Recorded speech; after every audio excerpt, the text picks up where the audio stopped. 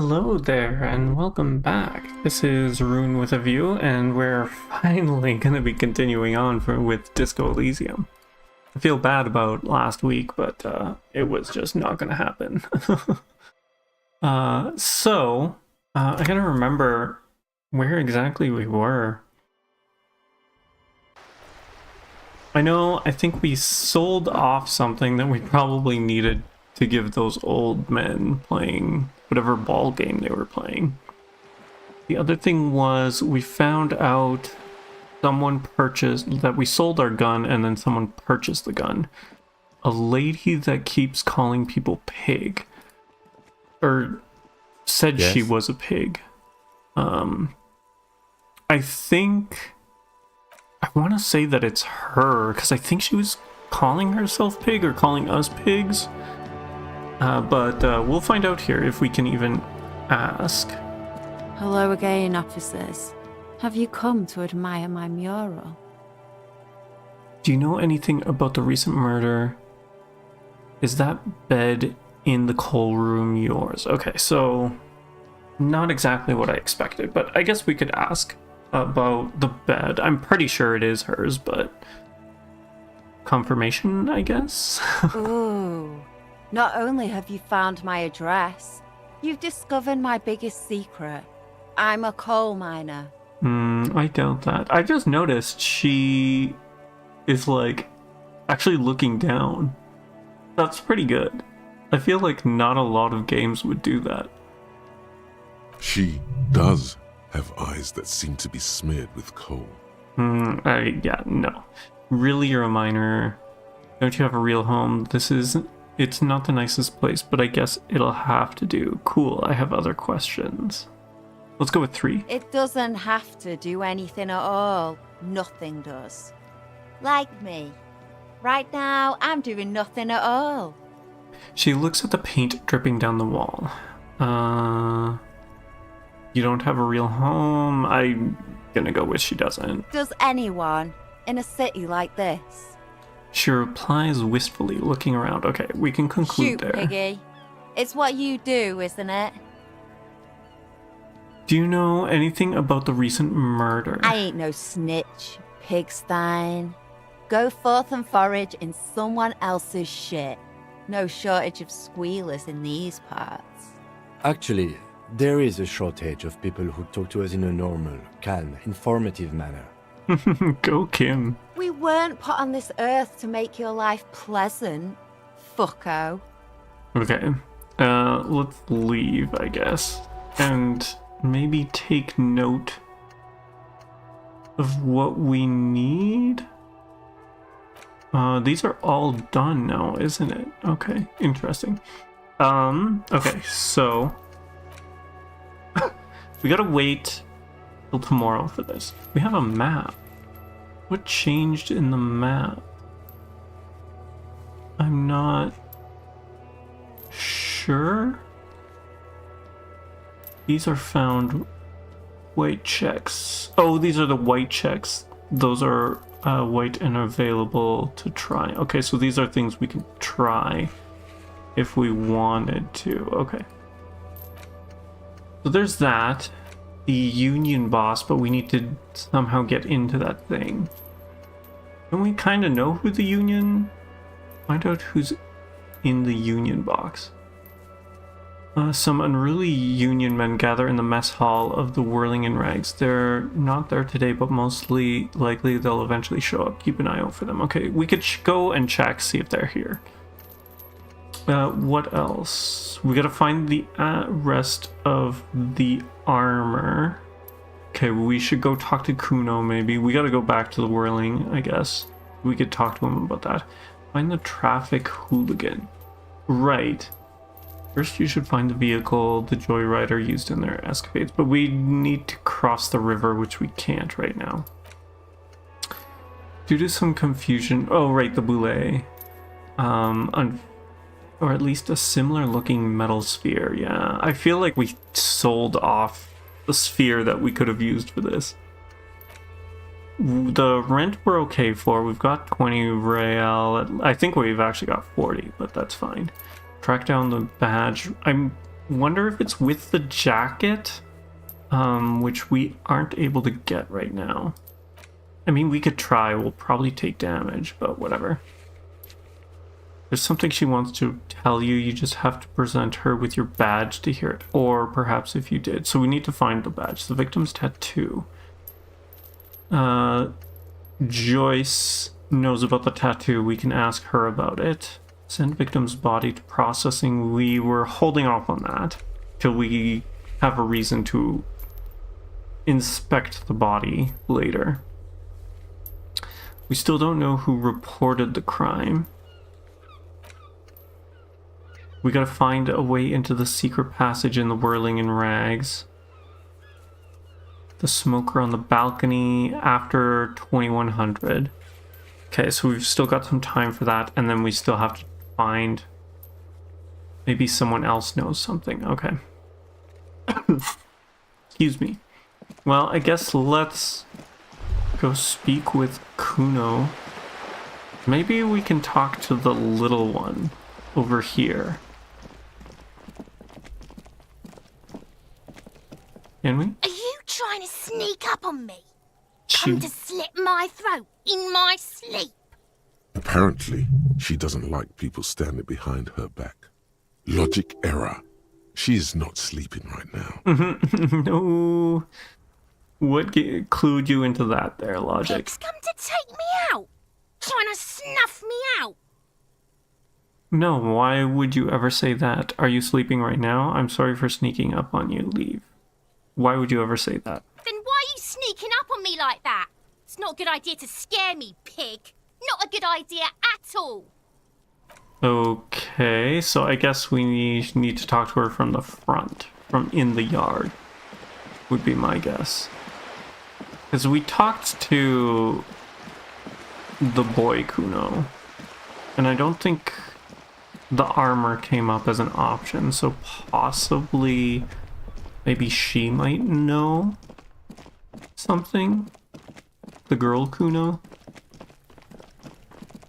Okay, let's try this again.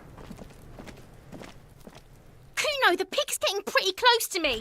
Come to snuff my shit out, I think. Take one step closer. Looks like it's time for me to go, Kuno. Pig's come to take me in. I just want to ask you some questions. Take another step closer. Oh, this might not be a good idea. I'm going away for a long, long time, Kuno. Going away for life. What's going on there? Fuck are you trying to pull, pig? What are those strange words you use, girl? Hey, kid. Child, converse with me. You there behind the fence. Walk away. Child, converse with me? We might have to just walk away. Murder was the case they gave me. She has almost vanished behind the fence. Only the top of her hat remains. Okay, I guess we can only speak with him. Fuck does Kuno care? The body, what do you know about it? I have more questions about the crime scene. I gotta ask, who's Kuno? Kuno? I've got more questions about the crime scene. Yeah? The kingdom of Kuno? The fuck do you want with it? I guess what's in the greenhouse over there. Dunno. Kiptas gardener used to work there.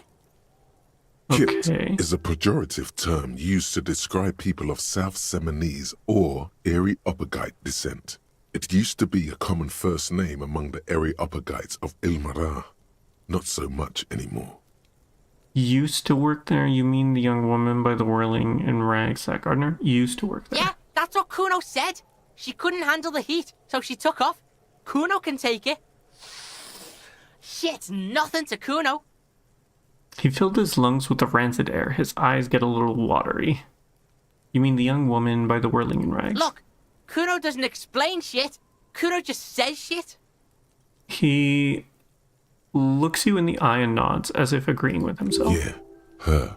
What was she doing in the greenhouse in March anyway? What kind of gardening is done in March? Okay, I should ask her about that.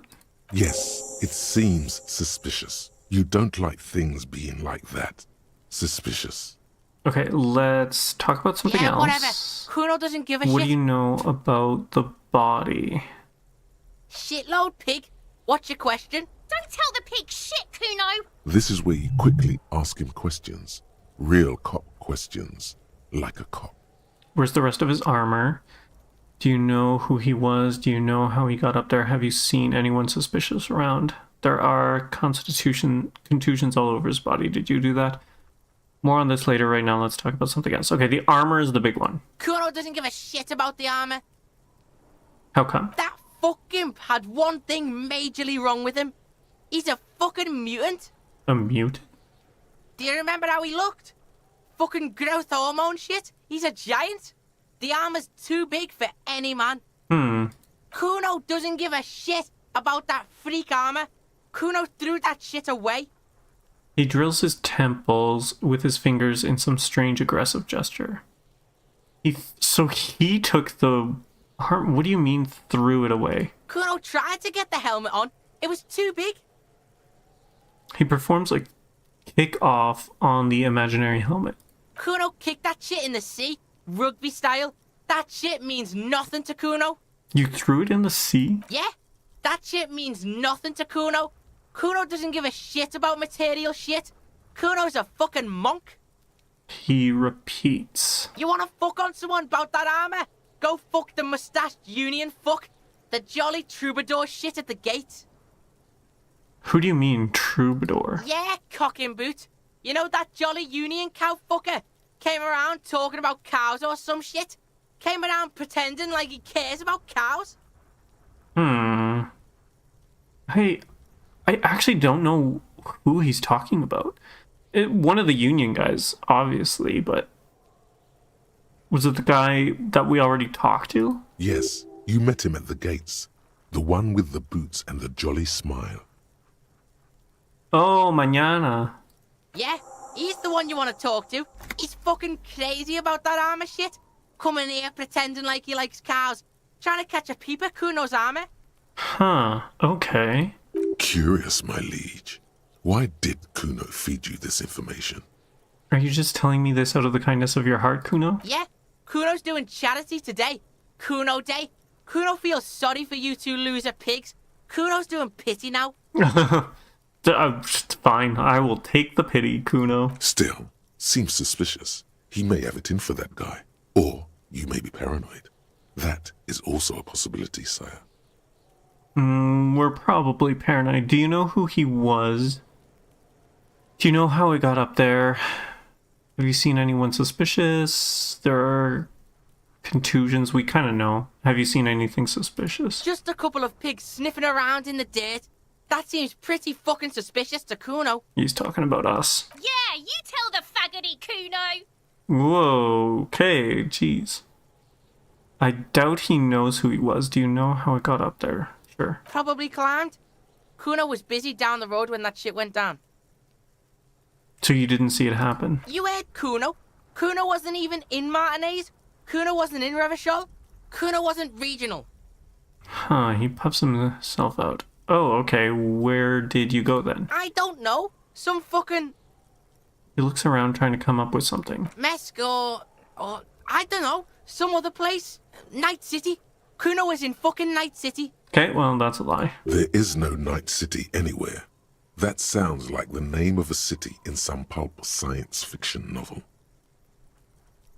That's a fictional city name. Night City doesn't exist. Where is Night City? Okay, about the dead body. Where is Night City? Kuno gives this info out on a need-to-know basis, and you don't need to know. Kuno didn't smoke the gimp, if that's what you meant. Thanks, Kuno. That's one name you can now cross off the list. Do you know who he was? Probably not. Kuno's fuck gimp. Kuno uses the fuck gimp for target practice. He's trying to hide the fact that he doesn't know. I mean, who he was before he died. You don't know anything. Kuno knows what you meant. Kuno's not a snitch, that's all. Trying to make Kuno sing into the popo phone. Okay, more on this later. You're testing Kuno's patience here. Get lost, Jesus Christ, the mouth on these kids.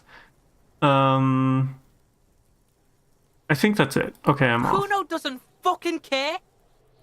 What do we need to do? I guess now we can talk with the gardener. since she's here, I'm noticing our time is pretty close to go speak with the smoker, so... I can't believe it's snowing again. The young woman watches the falling snow and sighs. It felt like springtime just a few days ago. Tell me, what exactly have you been doing in the greenhouse in March? Well, this might be the last snow we get. At least I hope so. She points at her wheelbarrow, surprised at the question. Snow has nutrients in it. Helps everything green up in the spring. At least that's what my grandma always told me. So she was gathering snow to use it to water her plants for the coming season. Yes, think about the cute grandma, not the weird snow. The grandma is a bit too much. What nutrients? Visual. Squint your eyes and look at her intently. Disingenuous grandma. Okay, then snow it is. Let's try. Stop looking at her. Look around. What do you see? The traffic jam, the plaza, an entrance to the yard. That's right. And the canal, the bookstore, the harbour gates. This is a great vantage point for keeping an eye on you. Noted, but I'll keep it to myself. Are you by any chance keeping an eye on us? Keep it to ourselves. Glad to have been of service. Now you know the locals are keeping tabs on you. Okay. I have to run. That could be wrong. You might not actually be keeping tabs on us, but one never knows.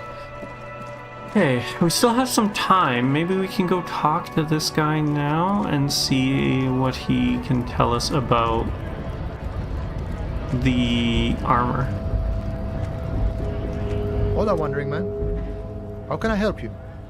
Kuno told me you were supposed to know about the armor. I'm actually a worker like you guys. I'm a bit short on money right now. Can you give me some of it? What's the strike about anyways? Let's ask for money. Sure thing, my friend. I can help you out. Try to catch it. The coin lands into your hand as if it has always belonged there. The swallow returns. Nice. Okay. Appreciate it. Always glad to help out the RCM. Shame I can't do more. Things are meager at the moment due to... He nods towards the protesters. You know, the winter's fat is slowly running out and all. Still better than scabbing, though. The union has problems getting by. Every little bit helps, you know. Gotta spend money to make money. The unions have problems getting by? Nothing to worry about, really. The jam's a bit of a mess. Cargo can't get in or out. The rationing is a bit stricter is all. Supplies should last the strike, though. Every little bit helps, you know. I'm always glad to help out when possible.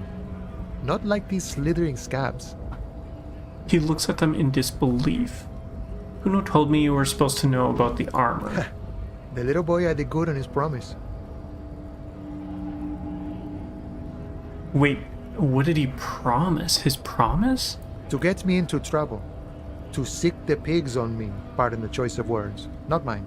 Ah, okay, so he said he was going to. Interesting. What happened? I was asked to look into that armor situation. Official union probe, you know. Track it down, see who took it.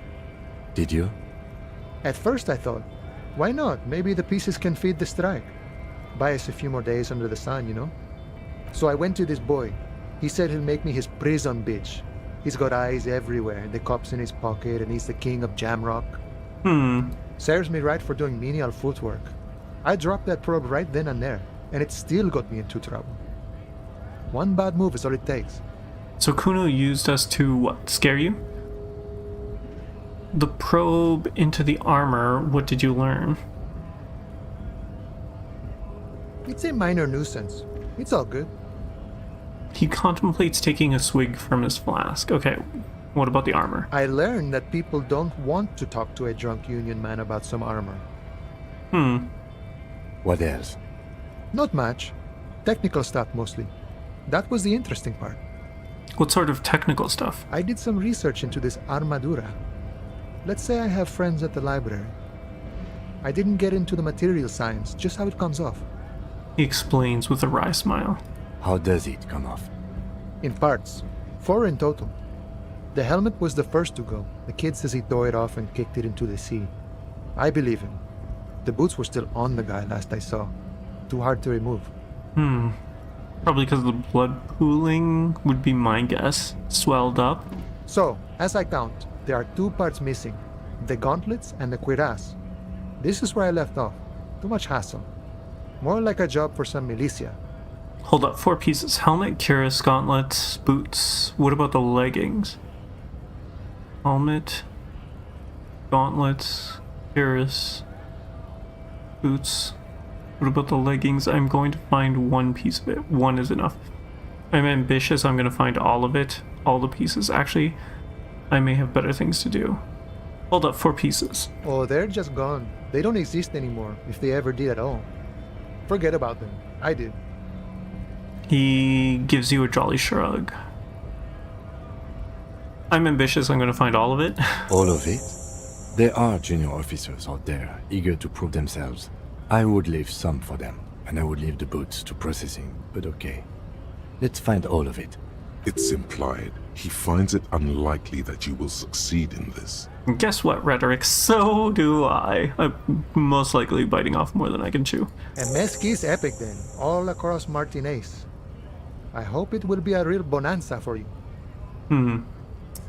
Thank you for your cooperation, sir. No problem. If you see that kid, thank him from Call Me Mañana.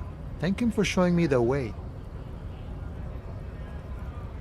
Showing him the way. Okay.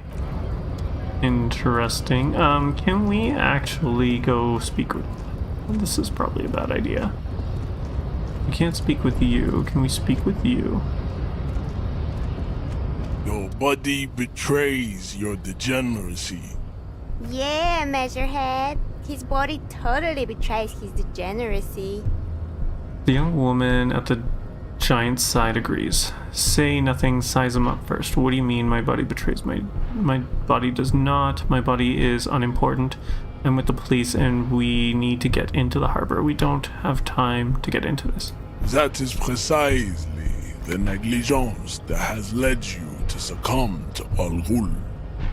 Allegro. His face contorts in disgust, as if he were smelling a dead rat. You reek of it. An invisible sword of Allegro emerges from your throat. You cannot see it, but others can. It is making the woman in my company sick. Wait, Allegro? Smell your oh, alcohol? That's what gotta be what it is, alcohol. Is it really that bad? You're right, I'm an alcoholic now. I need to enter the harbor. I don't have a problem with Allegro. I just drink a little on the weekends. Enough I need you to open the door to the harbor. It's not good. It's like a rat crawled into your stomach, got drunk and drowned. Okay, you're right, I'm an alcoholic now. I need to enter the harbor. No, you don't. You need to get another drink. Occidental Haplogroup B4 is done giving orders around here. The influence of the ham sandwich race is waning. What does that even mean? Words came out of his face, but I don't think the order was right. What? Does this remind you of someone? The guy down there? The fat racist over there? Point to the racist lorryman. You're just him after pumping some iron. I am the police and I need you to comply now. Take a step closer. The race stuff is unimportant here. I just need you to help me do my job, please. Let's go with one. Look at my craniology. I am the pinnacle of my haplogroup. The pink blob is a bad example, even of yours. It saddens me. You were once a noble and powerful race. He pauses in melancholy reflection. Oh, good lord, another one of these guys. You gave the world eugenics, electricité, and powerful weapons of war like missiles and aerostatic aircraft. You made great gains in metallurgy, race theory, and statecraft. You dominated lesser cultures, like the deformed Himians and the inexplicably potato-obsessed Khoikos. But now your ascent to the genetic summit has halted. You are obsessed with sadness and with frivolous pop culture. You will be superseded. Isn't that right, babe? It is, baby, yeah. You know it. There is a button right behind him, just out of reach. It must be the one that opens the door to the harbor. Come on, I just need you to move about 20 centimeters back, push him out of the... Well, that's not happening. You're right about all this. Now I just need you to let me go into the harbor. The situation is serious. Your people have probably killed a man. I need to talk to your boss. This is going nowhere. You're right about this. Now I just need you to let me go into the harbor.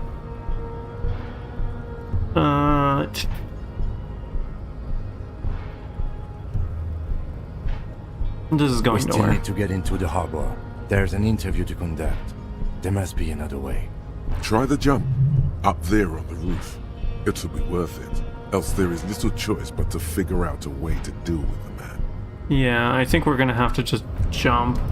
I don't think we're getting past him. I didn't think we were to begin with, honestly. Like, that's not really a surprise, per se. I don't like our odds of the jump. Okay, let's go down this way. Actually, can we... I don't know if this man has anything else. If we've talked to him since we kind of found out that he might be the one. Looking for something? What was that argument all about? It's about biological determinism, natural law, the sorting of the races. He spits on the ground. Not the most popular topic nowadays, with a coalition in charge, you know. You might want to change the topic. That is, bury your head under the sand like common sheep.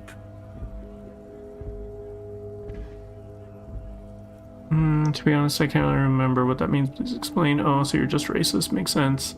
Whatever. I don't want to get into it. I was hoping to ask him more about the drugs than anything, the drug smuggling, but I see that's not going to go anywhere, so... let's see if we can buy any clothing. You keep coming back! Browse through the You box. find your hands deep in tattered and faded garments made from weird polyester blends that make your body itch and sweat in all the wrong places. Okay, maybe this is a bad idea. The box smells like cat piss or like an old person with no money. Economical, but also trendy. Look first hand, buy second hand. Keep the economy moving. Okay, let's find something worth salvaging. Something cold grazes your hand. Synthetic and sleek. A windbreaker. Surf, it says, but also wind, summer, 100% waterproof, and sport. All in different typefaces. That's interesting. I wonder if it was taken from a bunch of different garments and plastered onto it. Good choice, officer. Mega sporty. And it's only $4.50 for you, sir. +1 composure, -1 shivers. Leave for now. I don't think I particularly care about those stats. Right now, I was hoping something would make my jump easier. I wonder if... Who else do we have? Okay, let's check the Whirling in Rags, see if anyone else has appeared inside of here. Aha! There is more people, none of whom we can talk with, too. Seriously? We can't speak with anyone? I think we've talked to this guy before. It's all about money, you know. Okay. Huh. Interesting, interesting. Let's go upstairs, I guess. I don't know if there's anything here. I probably nothing in there. I don't think we can actually go in here. I have a feeling it's probably where he will stay. Whoops. The door is closed. Knock? There is no answer. You hear the shower being turned on. Somewhere inside, a tremendous loneliness comes over you. Everybody in the world is doing something without you. I'm so alone. Why are you doing this? Don't do this to me, beauty. Don't abandon me. Swallow the emotion. The door is closed. Let's leave. Okay, that was less than fruitful. Mostly just trying to... come on. You can go downstairs, right? Come on. So once again, no one to speak to in here. What else? What else? Okay, there was something here. We need to find the boots, find the armor pieces. Kuno lied to you, return to confront him. Do we want to do that? Get boots off victim's feet. There was something else. Track down the gun. Who made the call reporting crime? No. There's something she wanted to tell you. You just have to present her with your badge to hear. Oh, right. That's the lady. Okay, right. Replace lost boulet. Find the traffic. I guess we could talk with Kuno again. I don't think it's gonna go anywhere, but might as well. We're just trying to spend some time. Fuck does Kuno care? I talked to Manana about the armor. Gotta ask. Okay, Manana. So? He raises his eyebrows, projecting aggressive indifference. He told me you promised to sick pigs on him. He said to thank you. Wasn't too keen on chasing down that armor anyway. He said you're now the king of the entire Jamrock. He said to thank you. Fuck, okay. Kuno's a giver like that, yes? He looks slightly confused. Good, we've got him confused. Kuno sent your fat ass running around like jello. Look, pig. Kuno sent you to rough some people up. Kuno played you. That happened. Now you and Kuno should move on. I will remember this, Kuno. You got fucked. You got fucked, pig. Fucked bad. Of course you're gonna remember this. Now get the fuck out of here, griefing the Kuno. Okay, that's not what I expected. I mean, we did learn some stuff, so it wasn't really bad. After this shit, you better have something real interesting to say if you want to stay in Kuno's face. Yeah, real interesting. I don't think we do. Kuno doesn't... Okay, so that was less than ideal. Let's go down here, actually. And see. So if we open up here, let's go to tools. The crowbar. We can close that. How is this looking now? Are we able to open it? This orange machine is dead still. It has a hand-cranked ice cream churner and an electric freezer. The ice around it slowly melting. Okay, the pry bar's still not strong enough, so we might just legit need a better bar. Okay, that's fine. A better pry bar, I mean, is... yeah, that is what I mean. Okay, so through here... maybe we do just have to sit and wait at a bench to find... have we spoken with this guy yet? I think we have. Better mouth your wash around me, boy. Yeah, he's drunk. Very, very drunk. That's fine. We're back here. I don't think... oh, jeez. Okay. No, let's go sit. Let's go sit, because I'm not sure what else to do. And we're so close to that time. I'm hoping this lead is gonna leave us somewhere. Oh no, we can't do it while Kim's in the party, The can worn we? and beaten wooden planks of the bench do not look overly comforting. We can sit on benches after we've solved the murder. Let's go. You can revisit the bench if you ever need to pass the time when Lieutenant Kitsuragi is gone. I forgot about that. We can only do it when he's gone. Okay. What now? What was on the plaque here? Or this was the call Old button, call right? box with a matrix of push buttons lists all the companies in the East Delta Commerce Center. East Delta Commerce Center? This must be the name of the doomed commercial area. East Delta Pinball, Main Hall Building, Rochelle Ice. Empty card. This button looks new, but someone has removed the name card. Nothing happens when you try to ring it. I mean, This button looks new. I wouldn't be surprised if it hasn't been connected yet. Is it the dice makers? he takes a step back and inspects the other names on the list. I'm pretty sure, yeah. She said that none of it worked. Okay. Can we speak with him? Maybe let's try again with this guy. The man ponders his cooking utensils and gives you a little nod, acknowledging your presence. Do you know what's behind the door? He looks up at you, then looks away quickly, shrugging and muttering something to himself. Shrugging is an international sign for, no, I don't know what's behind that door. You've got some impressive pots there. He smiles and bangs his ladle against each of his pots in turn. So he understands us. It's almost like music, especially with the sounds of assorted dishes boiling and simmering on the stove. Alright, what do we have here? The aroma of spices, alcohol, and tomatoes hang in the air. Okay. Nothing else in here. I'm pretty sure there's nothing Can I else. help you? Yeah, nothing there.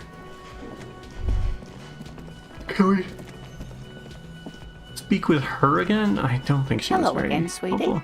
You seem to be in a chair. I don't know if you've noticed, but I don't know where I am or what I'm doing or anything. I've got to get going now. Okay.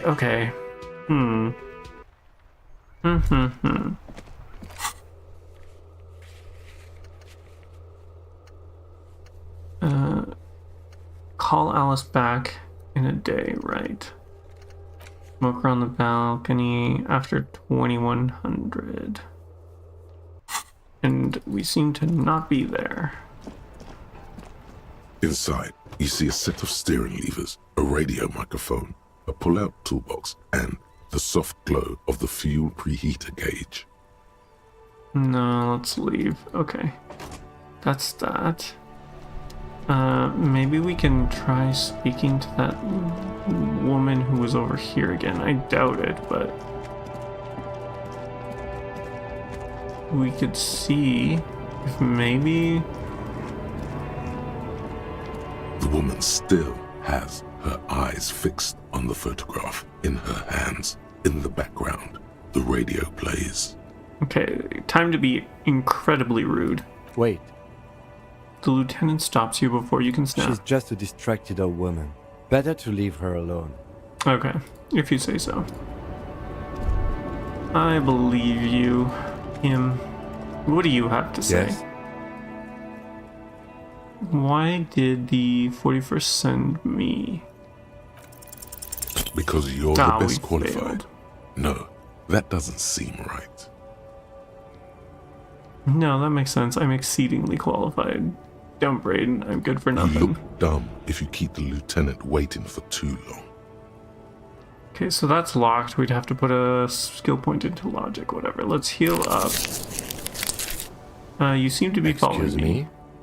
What if I want to work this case alone? Beat it, you're cramping my style, nothing, just an You observation. have a distinctive way of walking. If I were to walk in front of you, we would surely collide. What do you mean, distinctive? I hope you don't take this the wrong way. It's just a collegial observation. In the 57th, we call it the Jamrock Shuffle. Officers from Jamrock's 41st Precinct tend to move a bit erratically. Oh yeah, I would agree with that. They How's that? say it's a scene-clearing technique developed by one of your lieutenants for gathering evidence. It's erratic, yet thorough. Prioritizes containers. Yes, but containers contain things. Shiny things. They're interesting. You're kidding me? Why containers? Okay, then that's racist. I don't prioritize containers. Okay, then. He simply nods. Passing along frivolous interdepartmental stereotypes is not usually his oeuvre. He regrets bringing it up. Nothing. Let's leave. Okay. Still got some time. Oh, have we been here? Ruins full of snow. No one lives here anymore. Okay.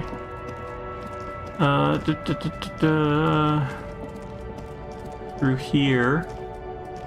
Can we speak with him again? Do you have anything new to say? Hello again, my man. What's on your mind? Okay, we can't. We're definitely gonna not do that. What are you hauling anyway? Oh, high-grade narcotics, illegal firearms, stuff like that. What? Relax. He's merely joking. You're under arrest? Wicked, I've always wanted a friend in the underworld. Okay, and what are you actually hauling? Ha! No, I'm joking, my man.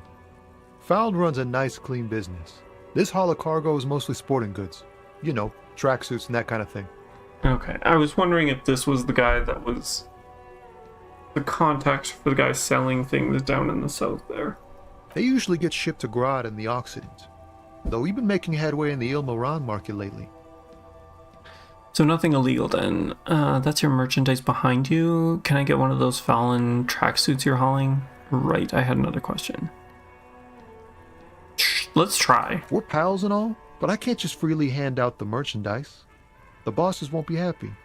That's your machine behind you? This rockin' beauty. Sure is. Like a rash you can't get rid of. You interested in heavy-duty cargo machinery?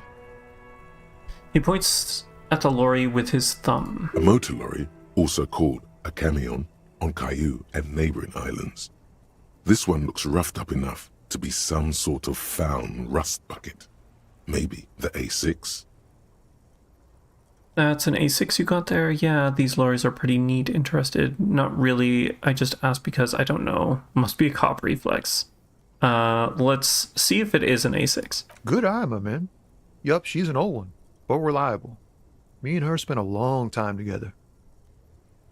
He gives the side of the lorry a friendly knock. We seem to know a lot about vehicles in general. So nothing illegal then. Not unless they've illegalized sports equipment while I was on the road. Right, I had another question. The man taps his fingers rhythmically against his arm. That's all for now. Okay. Did not use up as much time as I expected,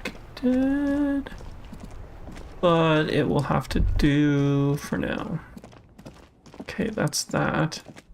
That's the bridge. I'm assuming there's no pedestrian bridge anywhere.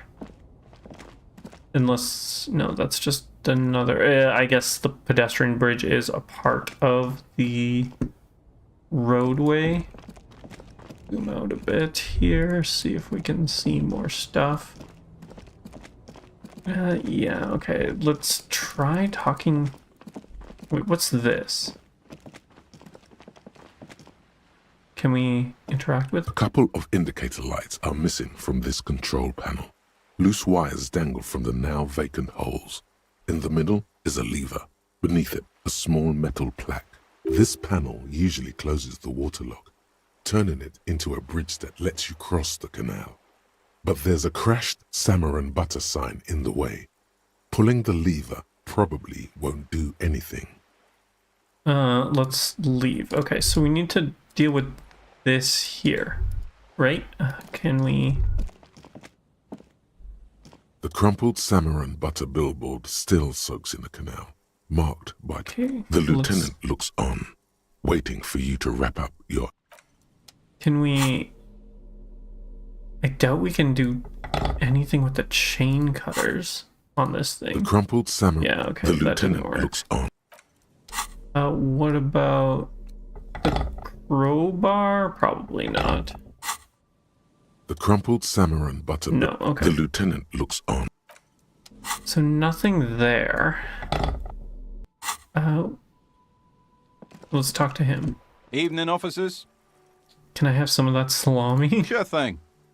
He cuts off a slice of salami. We've got a piece of salami. It is salty. It is savory. It is chewy. The hangover only makes the salami more tasty. Oh, we actually healed from that. Interesting. Want some too, officer? He turns to the lieutenant. Why not? The lieutenant ponders the offer for a moment, then decides to go for it. He takes a slice of salami from the man and chews on it. Right by. Okay, let's try and pull it. A rusting control. This panel usually closes the wall. Pull the lever. Pull the lever all the way up until the metal clicks against the contact pins. You hear a soft clunk. Then nothing happens. Okay, release the lever. The spring brings the lever back to its original position. You still need to close the waterlock to get across the canal. Some other way. Wasn't there a sign over there saying functionality will be restored on Wednesday morning? Oh, Wednesday morning. I don't know what today is. Does it say? Let's see. Journal? 300 field. No, okay. Oh, Monday. Today is Monday. Close the water lock on Wednesday. So that's when we have to try. Is Wednesday. We're 1 minute off. Jeez. 1 minute. How could this be? How could this be indeed? I mean, let's head there. I don't know if time passes while we're walking. We could interact with this, maybe. This coin-operated viewer is facing south. The instruction manual says to insert 25 centimes and pull the handle while looking inside. Then use the focus knob to zoom in if necessary. Why place a tourist attraction in the middle of such poverty? Okay, what's a tourist attraction doing here? There was a revitalization project in 49. A design studio tried restoring Martinez to its pre-war glory. It didn't stick. What happened? They got as far as the street lamps and the statue on that intersection. Then something went sour. I suspect that something was Everard Clare, the union leader. He muscled them out. It's how it usually goes around here. Cool, I dig organized crime. It's the best. Can't we do something about it? Say nothing. We should have done something about the union 10 years ago. That ship has sailed, officer. Okay, let's leave. And we are there, so let's now head over this way. I think if we go in the door right here, we should be able to enter. Okay, so that's that, and then is this the one? I can't remember which door goes to the balcony. Can we, no, maybe here? No, this is there, right? This is where she's living currently. We can't get through that door right now. So how do we get to the second floor? Is it, oh, it's got to be this door. Must be it. Must be it. Oh, whoa, whoa, whoa, whoa, whoa, whoa. A maroon glow of light pollution rises from the east. Okay. You hear distant traffic. Night is falling on the city. Okay. Can we, there we go. Thank you, thank you. I'm assuming we can't do anything there. Can't do anything there. I wonder if maybe one of our items could possibly do something. This door is made of metal and appears to be reinforced. Someone here really values their security. Okay, let's knock. No one answers. What? We should return tomorrow. Tomorrow at 9 p.m. Oh, tomorrow. Oh, shoot. Oh, no. Okay, let's quickly, we're gonna put the chain cutters and we're gonna put this and see what we've got. If that helps with, aha, there's something we can do here. Okay, so Nothing with the door. But there's this. Take all. Okay, why? I'm not sure why that helped, but it helped. Okay. Let's go here and go out into the yard, because I think there was a few other things that possibly we could do. No, okay, so that is inaccessible. Well, I think we just have to... What's the word? We have to make the jump. If we take damage, we've got some health packs that we could possibly use. Hopefully we don't, like, take 3 points of damage. But, you know, we'll give it a try. We got nothing else really to do aside from just agreeing to look into that for the lady.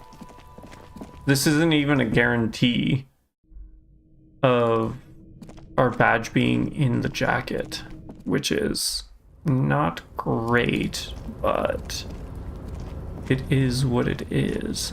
Okay, up we go. Up here. And then what is it that we need to jump? A tarpaulin cloak with Sava possible Fair. RCM markings is still caught on the railing. What exactly are we doing up here? I was under the impression we are on our way to meet the king of this castle under siege, Evrard, one of the people we're interviewing. This way we may be able to get around his henchmen. Or it could be that we are just exploring. He looks around, wind rustling his hair. Okay. I was hoping we'd get something that would increase this. Okay, so before we do, let's go here. Let's... Okay, Sava Fair. Do we have anything that increases this? Reaction speed, conceptualization, logic, electrochemistry, drama, and electrochemistry. Anything that removes Sava Fair. We've got a -2 to Sava Fair, but from what? Okay, so the shoes. Let's get rid of the shoes. And now a -1 to Sava Fair. What's that coming? This, the pants. I guess let's put that on for now. I don't know if reaction speed is gonna... Whatever. We can take it off. We can take it off. Anything... Yeah, okay. Let's give this a try now. A tarpaulin cloak with possible RCM markings is still caught on the railing. We've got a better chance of it. 50%, well, almost 60. Fingers crossed. Oh, we failed. Oh no. That's too bad, that's too bad. Oh, so he doesn't act, we don't actually fall down, he just doesn't do it. Nope, no. That's still too high. What were you thinking? You're not a gymnast, you're a boxer. And you've climbed way too high up here. Okay, Lieutenant must be crazy to just suggest this. This is certain death. Vertigo almost pushes you over the edge. You could have died there. Shit. I'm failing you.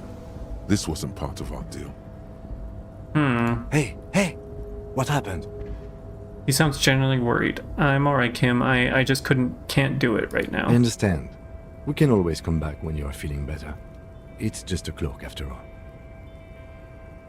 Yeah, but what if our stuff is in the cloak? Plus, don't we need to go this way to get to... the... what's his name? I can't remember. To Everett? Okay, so... We've got a bunch of level ups. We could... Where is it? But then if we miss again, that's not gonna be good. Sava Fair, level up. Accept changes in clothes. We try one more time. A tarpaulin cloak with possible RCM markings is still caught on the railing. 72. And this is a bad idea, but I guess one last time. Okay, we succeeded this time. Good. Good. As you leap in the air, a chilly breeze engulfs you, sharpening your senses. Continue the voyage through the salty air. Close your eyes, let your senses take in the world around you. As the concrete floor welcomes you, you realize it's been a while since you felt so alive, alert, capable. Must be the adrenaline. I knew you could do it.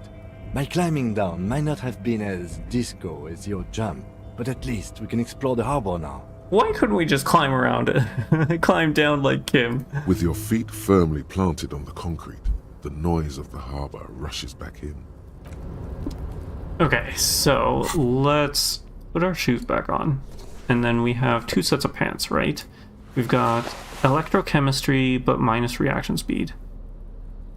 Minus savoir-faire, and electrochemistry. Both of them are electrochemistry. I guess we'll just put on our... I don't know if reactions... we probably want to keep reaction speed higher, would be my guess. So let's leave that for now. Okay, coat. Take it. Patrol coat. Unfortunately, it did not have what I expected. Esprit de Corps and shivers. Whereas this is just Esprit de Corps. I guess we should put on our RCM patrol cloak instead of the disco ass blazer. Okay,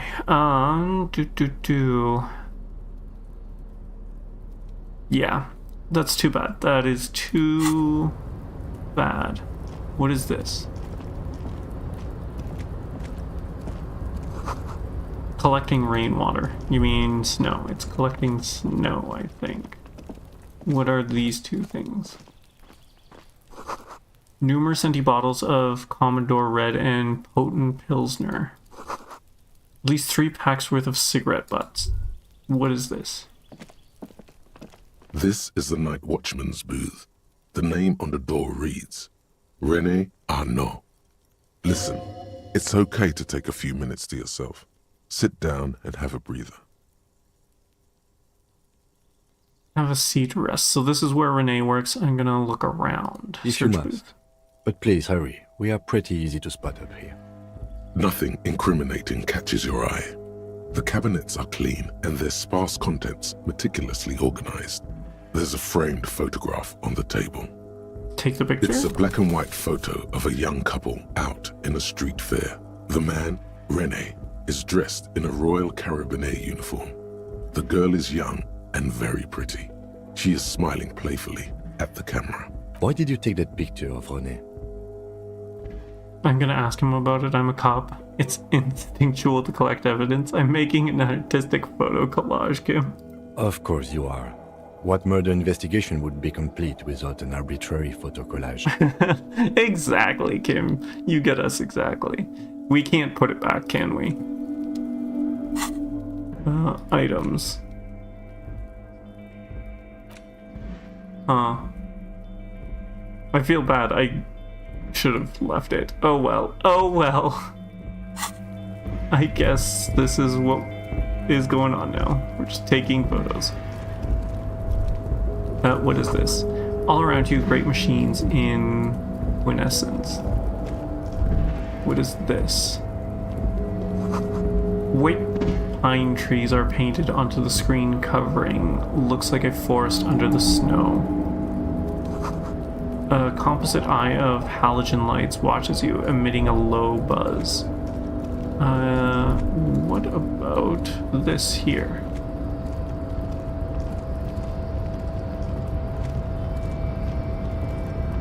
Okay, maybe not. What about this door here? Can we... what is there? Hey! Kim's in front of us for once. Oh, there's a lot here. The radio is emitting strange buzzing sounds. The giant aspirant on the pillow and a pattern of a coffee ring on the armrest. Someone is habitually chilling next to the radio. What is this? Oh, that just leads out. Okay. let's head back in. What is this? An imposing combination of a punch clock and a payphone is looking down at you from the wall. A note on the side says, "Tokens unavailable due to strike. Use change." Okay, I don't think we need to phone anyone, so that's fine. What is this? Book. An interact. Oh, sorry. Let's. Standard office filing cabinet. The doors seem to be locked. Someone left the coffee machine on. What is this? Another postcard. We're getting a lot of those postcards. Ooh, magnesium. Definitely need that. Visual calculation -1 drama. Neat officer shades. Okay. I'm assuming... On second glance, someone has forgotten to properly close one of the drawers. Oh, nice. Okay, good thing we checked. It's unfortunate for the Union to just leave their paperwork lying around like this. Is it now? Let's see what's inside, he thinks. Open the drawer. The drawer opens smoothly. Inside is a well-organized selection of brown folders. Browse through the folders. Hundreds of documents containing logistical data. Two kinds of transactions stand out. Materials coming into Revachol from the outside world, from Muindi, Grad, and even Ilmara. Coming into. And the same materials being handed over to companies inside Revachol. Couron, Coal City, La Delta, and Jamrock are listed among the many districts where the imports are being sold. Anything interesting? It's hard to make sense of this thicket of company names, dates, quantities, and percentages. You try to focus, but the lines are getting blurry. Volition. I don't think we've got anything that can increase that. Let's try. Look how blurry Failed, all the of lines course. on these papers are. How unwieldy your own willpower is to yourself. You're like an absurdist Samaran monk, focusing through not focusing. Hermeneutics was almost within your grasp, but now only vague letters float before your eyes. Less meaningful, but aesthetically more pleasing. If I let my eyes go completely out of focus, all shapes start melting into each other. Could I actually focus through not focusing? Leave the folders alone for now. Actually focus through not focusing. You are a police officer, not a spiritual healer. You can focus the normal way by turning your attention to something and not letting go. If I let my eyes go completely out of focus... Is that what you're doing with those folders over there? Yes, of course not. Let's just get back to work, Planet. Yes. Right. This is probably not relevant to our case. After all, we're not investigating an accounting mystery. It went up. Let's try again. Whatever's hidden here is hidden well. Concentration isn't enough. Only a trained accountant with a background in logistics would be able to really make sense of it. However, there is a little handwritten note stuck on the side of the drawer. Interesting. Okay, let's look at the note. It appears to be a to-do list written in large, uneven capital letters. A cipher of some sort? Remember, Leo, Everard's shoes, special whirling borscht, water Everard's plants, sweep office floor, more banners. Okay, so just a to-do list for a janitor. Everard's shoes, special whirling borscht. All items on the list have been crossed out, and the note itself is crumpled. Everard Clare, probably. The head of the Debarders Union. One of his aides must have left it. Nothing incriminating here. Too bad. The special borscht seems a bit odd in the list. Take another look at the note. Remember, Leo, Everard's shoes, special whirling borscht. All items on the list have been crossed out, and the note itself is crumpled. Maybe we could ask about the borscht somewhere else. The drawer slides shut smoothly.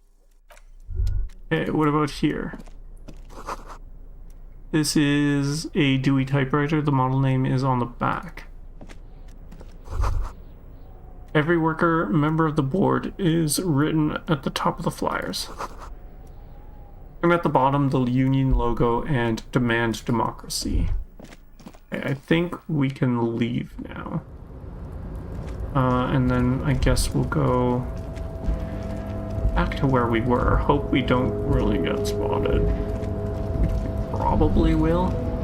I don't think I want to interact with this, but... A rusting control panel with several knobs.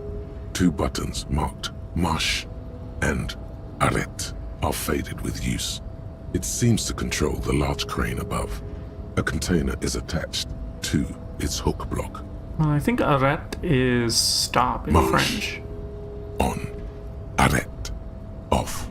Let's leave. We're not touching. We don't want to bring attention to ourselves here. What is this? Money. That is what that is. You faced industrial lettering on a platform. Kvalstud means whale fjord in Ardennes. Interesting. Whale fjord. What does that mean? Grab the money. Yes, please. The shipyard ahead is oddly quiet. The great machines are sleeping. I mean, yeah. The speaker tower is silent. There's no work to organize in the yard below. What is this? Ooh, half-light. The musk of oil and rust comes from the chasm in front of you. Smells like blood. Oh, that's concerning. We have these gloves. Interfacing. Electrochemistry and half-light. I don't remember what half-light was. It's red, right? This. Info. Overview? Info. Fight or flight response and enables you to sense the way. Okay, so at high levels makes you ultra attuned to the world. It's perpetual fear of your own shadow if someone else's name or scent. Okay, so that could be important. What do we have currently equipped? Interfacing, which is yellow. Interfacing. Connect to machines used to improve them. Interfacing will isolate you from society. Well, why bother with people when you can talk to machines? And why bother with things like money? Okay, maybe let's, for now, put on the half-light stuff. I think that should be fine. Double-clicking the wrong buttons. Industrial size thermos smells like burnt coffee. We'll take more money. More money. What is this? The banner sags under the weight of the rain and snow. Should we be talking to this person? Container, I'll turn you nice and red. Container, put the logos on. Okay, Leo, this is the guy who was supposed to be doing that stuff for Everett. The lyrics to this container song are being made up as he goes along. The accent is so thick, it's impossible not to notice he's Ubi, from the vanishing peninsula of Ubisund on Muindi. Container, used to be Wild Pines. Container, now belongs to Everett. The tiny man is so engaged in his work he doesn't notice you. Hi? Everett, he looks after everyone. Huh? Well, hey there. How can I help you, mister? I see you are not a union man, mister. Did you get lost? You're not one of them scabs, are you? A shadow passes over his kind face. What is it with you people and scabs? I mean, I don't personally mind. Folks is just folks, you know, and folks gotta eat. He doesn't seem to be waiting for you to answer. Just some of the other guys don't look too kindly on the scabbing kind, if you know what I mean, mister. You're Ubi, right? What are you doing with the containers? Where is everyone? The harbor is empty. Do you work here? Are you Leo who wrote the note to make more banners? What's in the container over there? Point to the container suspended from the crane arm. I'm looking for the leader of the dockworkers union. What are you doing with the containers? Oh, I'm just making some covers for them containers here. Yes, I am. Yes, I am. So it's easier for the crane operators to spot them. Let's try, I guess. The containers in the yard are green in Wild Pine's livery, and the mountains rising behind Leo is all red in Union colors. Okay, so he's just rebranding the containers. It's like some red infection was spreading outwards from the container yard's core. There appear to be cisterns underneath the Union container covers. This looks like a massive redecorating operation, Kim. Leo, has anyone told you why you need to change the covers? What is underneath those red covers? No, not really. Mr. Everett doesn't tell me all the big things. Says I go and tell them to everyone. What is underneath the red covers? Oh, I don't know, mister. They say it's some chemicals. Most of them have labels on them, I think. Interesting. That's... like for drugs? Looks like a massive redecorating operation, Kim. Yes, they are hiding it from the inside. All the red containers have the Debarders Union logo on them. Thank you, Leo. You've been helpful. Oh, no trouble at all, mister. No trouble at all. Do we ask about him being you? Oh, yes. Born and raised in Arish, mister. Mum had to leave my dad after he got a bit violent. Took us here to the new world. I was about 10 then. Too old to lose my accent then. People say us Ubis are up to all sorts of trouble with sheep and other animals and whatnot. I just want you to know there was never any of that where I come from. No, sir. Those are just nasty rumors. That is terrible. Terrible rumors. Thank you for clarifying that, sir. I don't even know why he brought it up, but okay. Where is everyone? We know where everyone is. Do you work here? Yes, yes. Everybody needs a job, and this is mine. I'm Leonard, by the way. Leonard Bellick. But everyone calls me Leo. The little man raises his hand in a welcoming gesture. I'm like Mr. Everett's right-hand man when Mr. Edgar is out of town, and Mr. Edgar's right-hand man when Mr. Everett is away. Interesting. Actually, Miss Beaufort is the right-hand man, but she's a lady. A good-hearted chuckle again. Who is this, Miss Beaufort? The lieutenant looks up at Leo. A real pretty lady with a skin like those douce sucre candy bars my missus likes so much. Them are real nice to suckle on once the dinner is done and me and the missus sit down beside the radio. But I can't listen to the radio all the time. There's so much to do around here and I'm always busy keeping things running here. Yes, I am. Yes, I am. I think you're doing a great job around here. Yeah, I'm pretty sure this place would totally fall apart if you didn't shine the boss man's shoes, Leo. Hold on, who's this Miss Beaufort you mentioned? Oh, Lizzie. She is a real sharp tool. Mr. Everett put her through some fancy school and everything, east of the river.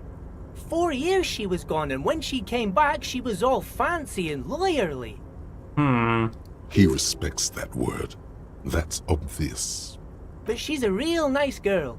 Grew up in this here neighborhood. Knows everybody and gets along with everyone. Real pillar of the community one day, I'm sure. Is she the one that no, it can't be, because Everett is the one that put her through school.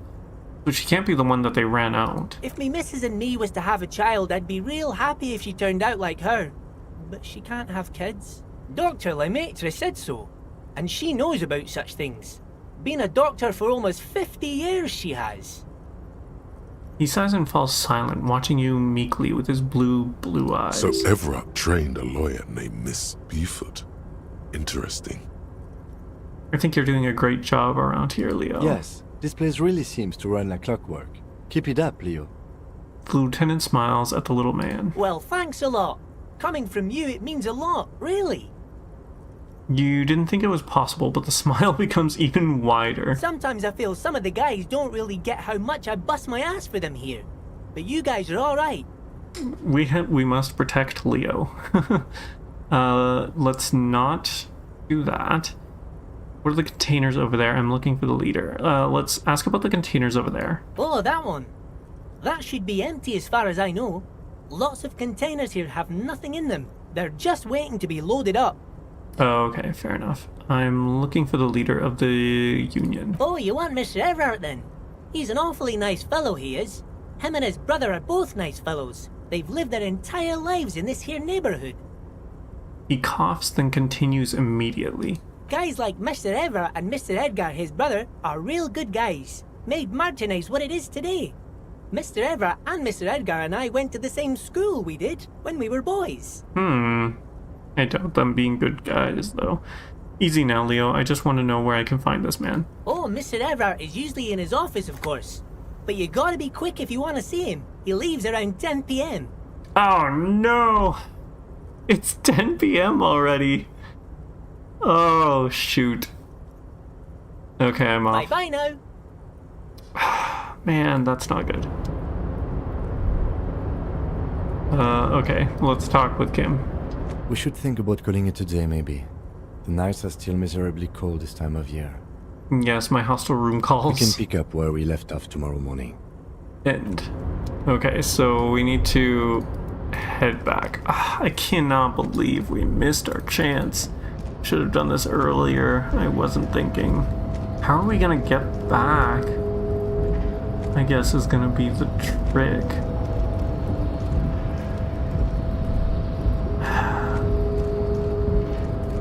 I don't know. I guess we've got to go through that door, but then that means we've got to do this again? Oh no. Oh no. The door is locked and cannot be opened from this side without a pass card. Yes, you have no choice but to talk to the union leader. Oh, did we just soft lock the game? The already familiar. No, that's not what I want. I want to leave. Oh no. Oh no, what do we do? Oh jeez, okay. I guess... Oh no. This is not good. Not good indeed. This way? Right? Yeah, this way. Up and through here. Around there. In through this, I assume. More coffee? A large table with 2 huge vacuum-insulated thermal coffee dispensers. Someone has forgotten a small plastic card next to the stacks of cups. Got the You card? snatch out the red plastic card. It features a black contour of a crane lifting a container. The name, Etienne Hogarth, is written in the middle. Below it, in smaller text, member of the board. It comes with a magnetic strip meant to open electronic doors. Maybe this is what we can use to leave. Stair made of pallets leading up. Okay, what is this? Taxidermy fish that tells time. Desk has been cleaned out for the night. Smart man doesn't leave any incriminating documents behind. That's too bad. Okay. I guess we're gonna try this card. Hopefully that means we can get back in.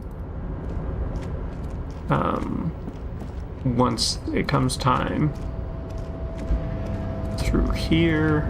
Either that or we can make that jump again, since we've done it once. We possibly can do it again. I can't believe we're just missed him. We shouldn't have talked to Leo, I guess.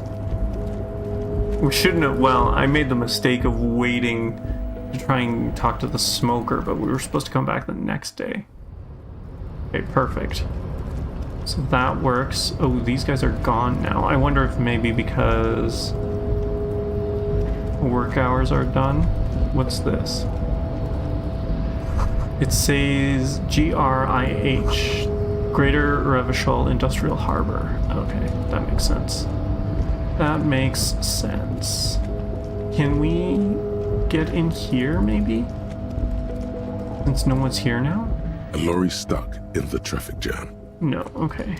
I thought maybe we might be able to pry open the lorry, but that's not an option. Everyone seems to be gone. Can we please go?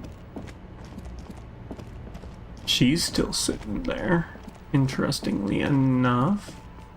Are the kids still here? The Kuno is still here. Interesting. There was nothing else over here, right? We couldn't interact with anything. With our items. So that's that, I guess. We'll call it a night. We should be able to call the officer now too, right? Let's just double check. So we'll be able to do this for the armor.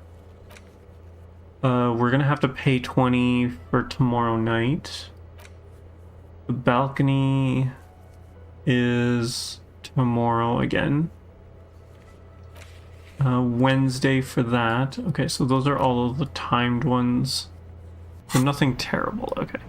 And then again, a bunch of people we can't talk with. Ooh, the cook is gone.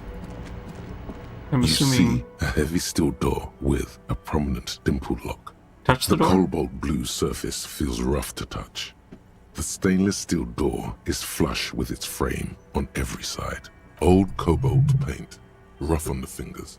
40, 50 years since this was painted, maybe. Okay. Nothing particularly important, so... I'm assuming we just go to our room? This is the door to the room you redecorated.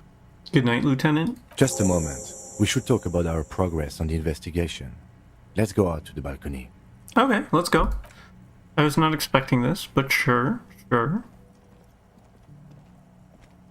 I'm down for... The air outside is brisk. The lieutenant is silent for a moment. He listens to the traffic hum. Then... Now then, we should talk about the investigation. But I also feel you're a bit hazy on the RCM. Our role here, our rights, our jurisdiction, basically. He lights a cigarette. I didn't know you smoked, Kim. How do you think today went? So what is our powers exactly? The RCM? Say nothing, just look into the night. How do you think today... I didn't know you smoked. I have a cigarette every night when I go over my notes. It's something of a ritual. Oh man, he looks so devastatingly cool with that cigarette. I think I might want to pick up smoking. Do you have any more cigarettes? How did you get so cool, Kim? Right then, the debrief. How did you get so cool, Kim? You mean this? This isn't cool. It's an unnecessary trial of will, and unhealthy. He flicks the ash. Keeping the habit within the parameters he's given himself takes a lot of focus. It would be easier to simply quit. Yet, were he to quit, he would lose the cool factor. This man relishes his cool quite a bit below it all. Right then, the debrief. Yes.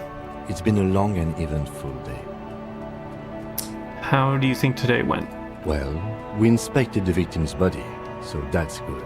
It was not easily approachable in that state, but we did it. I would say our initial inspection was very thorough, and we have solid leads to follow up on. Then you shot the body down, which was quite a shot. Damn straight, I'm a sharpshooting cop. It was nothing really, I was just doing my job. I was inspired by your confidence in me, Kim. I just can't wait to shoot more shit. I think I was born with a gun in my hand, inspired by your confidence. I admit I wasn't sure whether I should give you the gun, but I'm glad I did. Your shot enabled us to perform a field autopsy on the victim. We found some things we can really work with. Did we? Well, I guess there's the tattoo, but we kind of knew about the tattoo before. I still feel like we missed something. But at least the corpse has been refrigerated. There's still work to be done at the crime scene. I do agree that we missed something, but I'm not sure what. Now, as for interviews, my list of people to talk to here in Martinez, I mean. He takes a deep drag and looks at the city. That's my forte. Unlike most cops, I understand how important communication is in our line of work. The initial interviews, yes. Well, we talked to some people. I wish we didn't have to do any of the interviews. People are treacherous. Not always the right people, I'm afraid. We didn't get to meet Evrard Claire, but we did get into the harbor.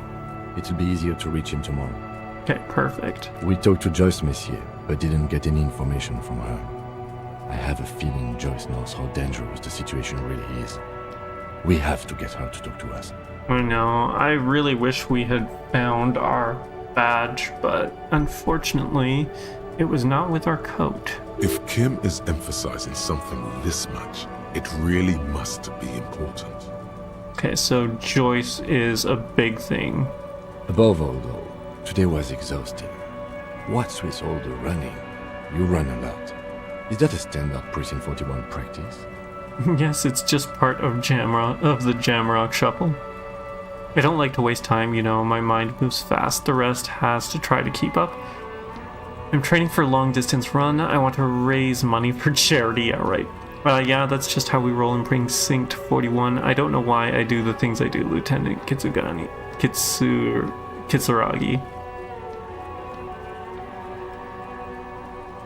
My mind moves fast, the rest has to try and keep up. It's impressive, especially for a man your age. And in those hills. He nods thoughtfully, tapping his finger on his cigarette. Nice shoes, by the way. I like the green. Goes with the orange. He looks at your snakeskin shoes and smiles suddenly. Awesome, I love it. Say nothing, just look into the night. So, what are our powers exactly, the RCM? They're quite limited, actually. The power officers of the Rebachol Citizens Militia exercise most frequently is imposing fines of up to 1,000 real for offenses, in accordance with an interdepartmental schedule. 1,000, why not more? Wouldn't that be an easy power to abuse? Yes, although indirectly, as citizens can always request records from their local station. Officers of the RCM have been known to take bribes of less than the prescribed fine amount. It undermines trust in the RCM. 1,000, why not more? The RCM's primary role is to ensure safety. We are not really supposed to play any part in the economic structure of Rebachol. Okay, what else? We can arrest people, of course, but rather than bringing someone in directly, it's preferable to serve a station cold sleep. It prevents confusion and overcrowding. Wait, how can you be sure the arrestee will show up? I see, and if someone resists? You can't. Those who don't show up become fugitives, though, and have fewer legal rights when they are eventually caught.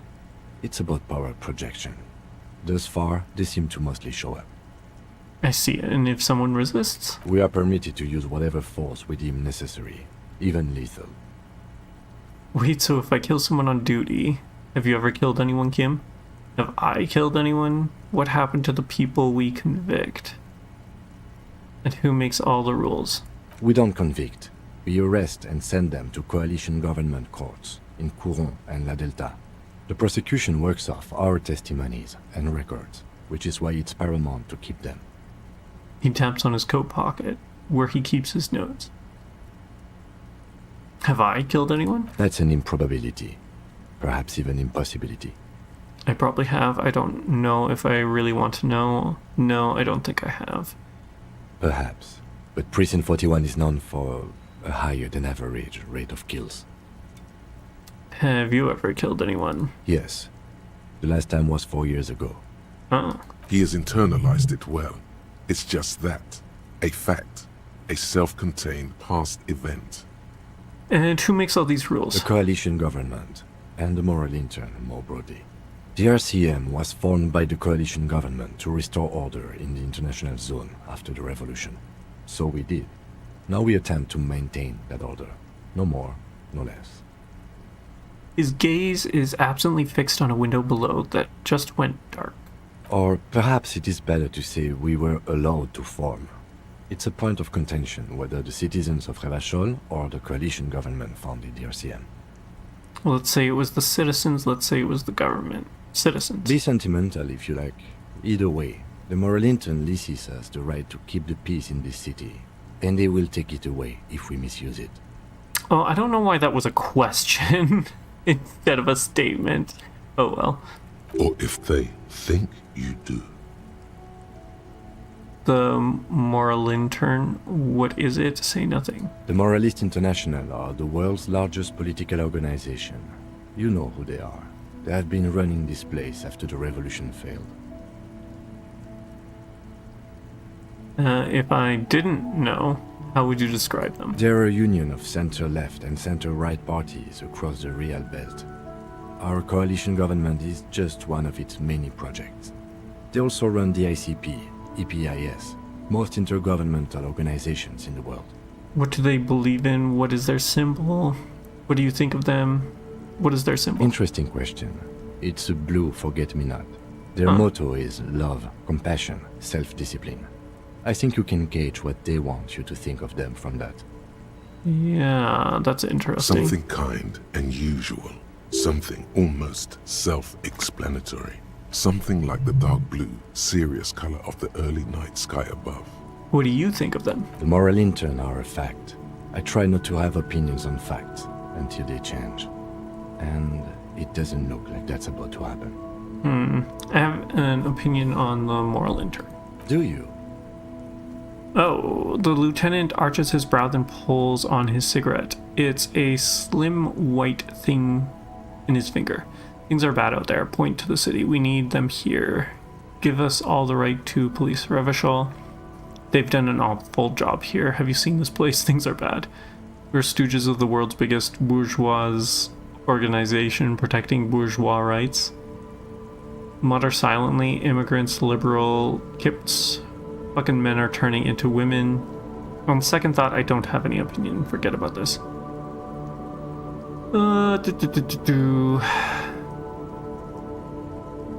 They've done an awful job. Have you seen this place? Things are bad. We are in what is called the twilight of international law. The laws we claim to enforce come from the MI. Without them, we are simply vigilantes. Actually, vigilantes is okay with me. Yeah, vigilantes sound bad. Maybe we should make our own laws. Sadly, it is what we already are to the people of Martinez. Most of them, at least, especially the Union. Vigilantes. I expect our job here to prove quite challenging. He looks at the roundabout. Say nothing and just look into the night. The dying lights of the city shimmer below. Slowly, like luminous clouds, they pass on his lenses. The lieutenant looks at his slim cigarette, contemplating the next drag. This soldier is the highlight of the day for me, he thinks. This little stick right here. They're so descriptive. It's amazing. They really don't like us here. And the mouth on that kid, Kuno. It's different in land, in Jamrock and the GRIH. He pulls on the cigarette. Why are they like this? It's our fault for leaving this place to the dogs, to the Union, to the company. Not daring to come here more often. It's like I told you, this place is an orphan, fallen between the cracks. And in Jamrock and the GRIH? We run this city. West of the river is RCM land. Sorry, a sneeze there. He looks at the dark silhouette of the Squarian Mountains cutting into the night sky. It's incredibly hard. Human beings are... But we are in control, and it's worth it. The organization works. Our systems work. If they didn't, the city would disintegrate. I hope our investigation will help improve the situation here, at least do some good. We won't change anything here. I hope. I mean, we probably won't change anything here, but we can still have hope that we can. Me too. But I wouldn't count on any drastic changes in our lifetimes. He is very tired, but the dark circles under his eyes make him look younger, not older. Thank you for this. Yeah, it's getting very cold now. Let's go. Okay, let's end. I think we got a level up.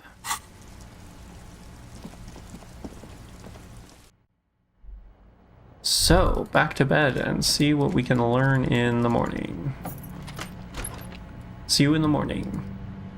See you in the morning indeed. How do we sleep? On this, I guess? Bye. The bed is cold and not particularly inviting, but it's yours. The sheets look awful. The option to go to sleep becomes available every night after 9 p.m.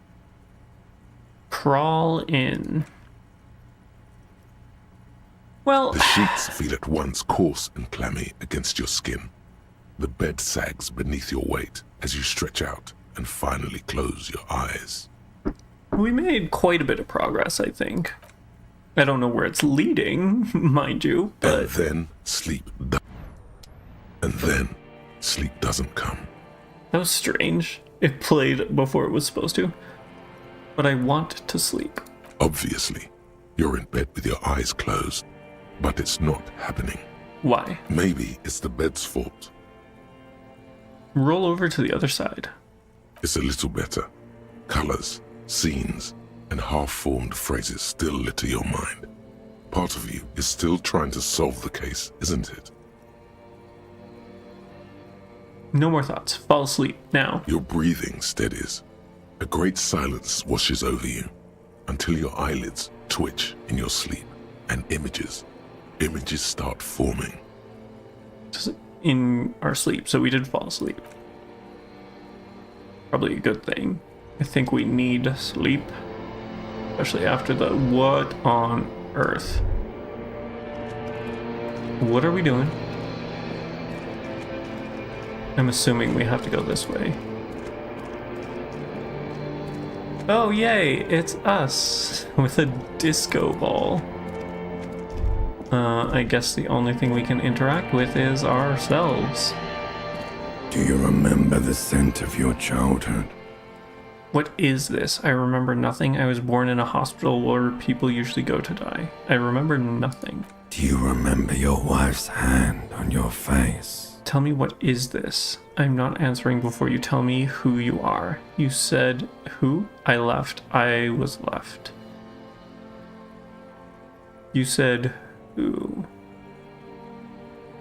Your wife's hand on your face.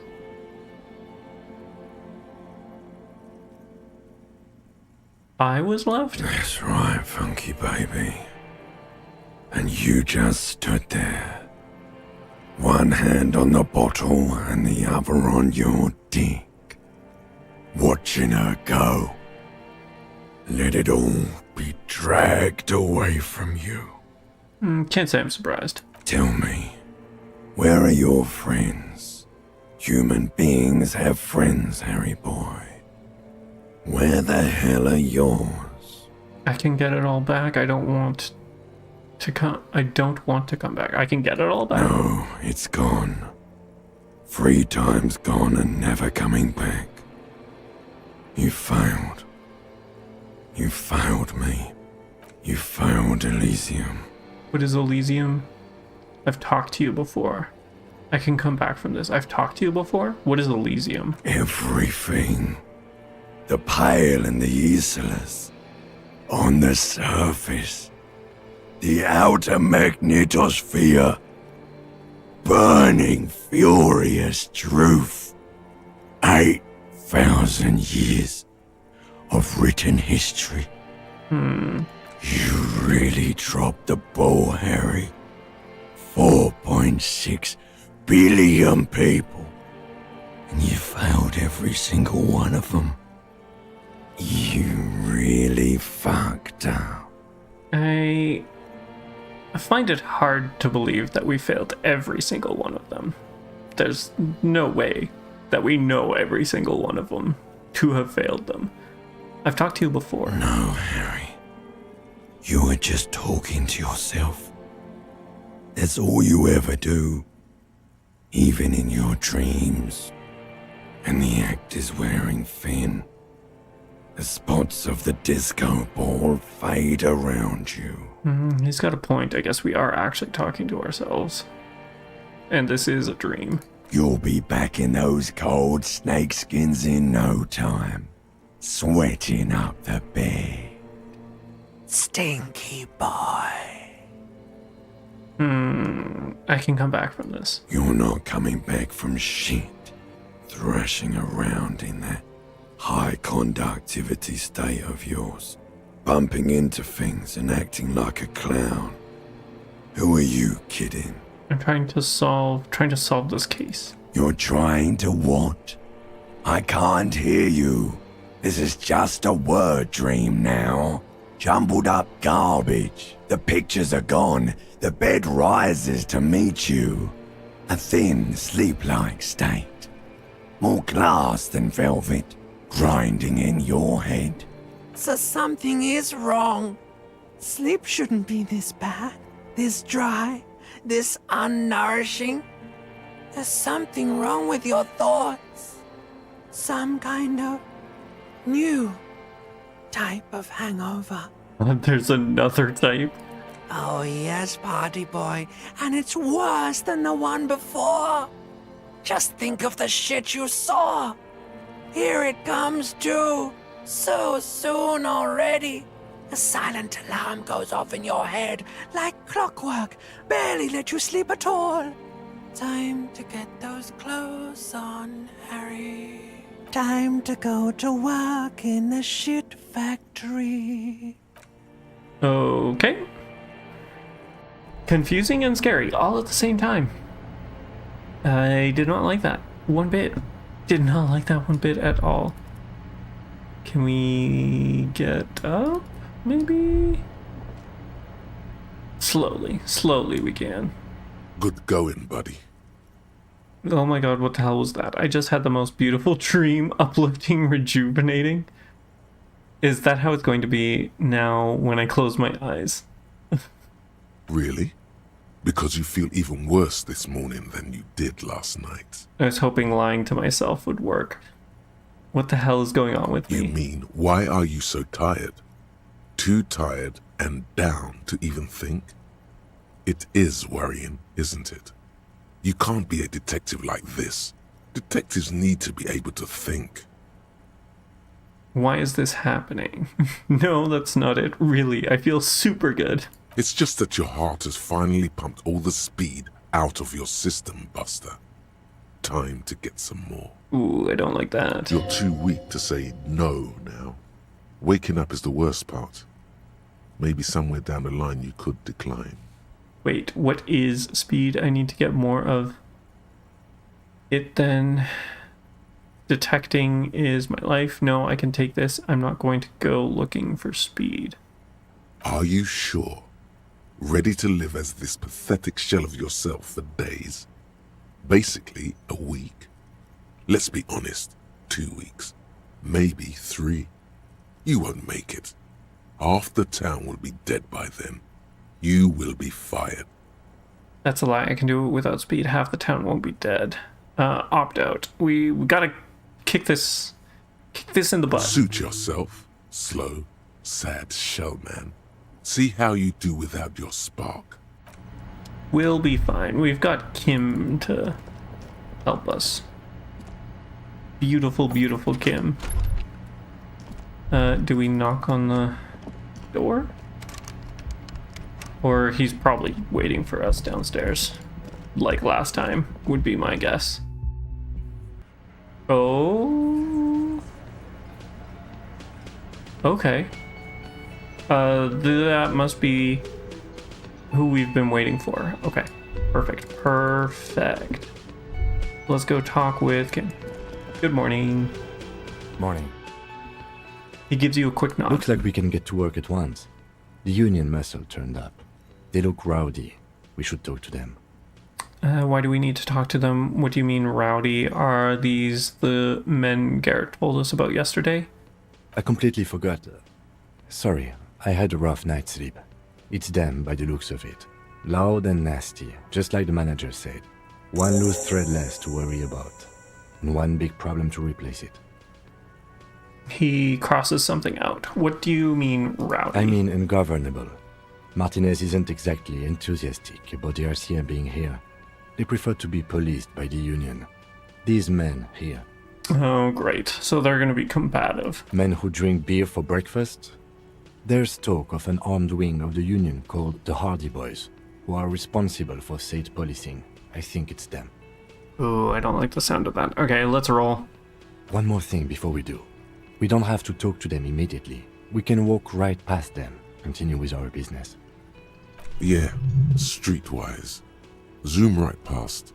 Do it on your own terms. But aren't you curious to know what they have to say about the murder? They're in no hurry to leave. They think they own the place. Anyway, I leave that choice to you. Whatever you decide is fine by me. I think we do what Kim suggested. We'll be back later on. We don't need to speak to them right away. Yeah. We're not gonna speak to anyone. We don't need you.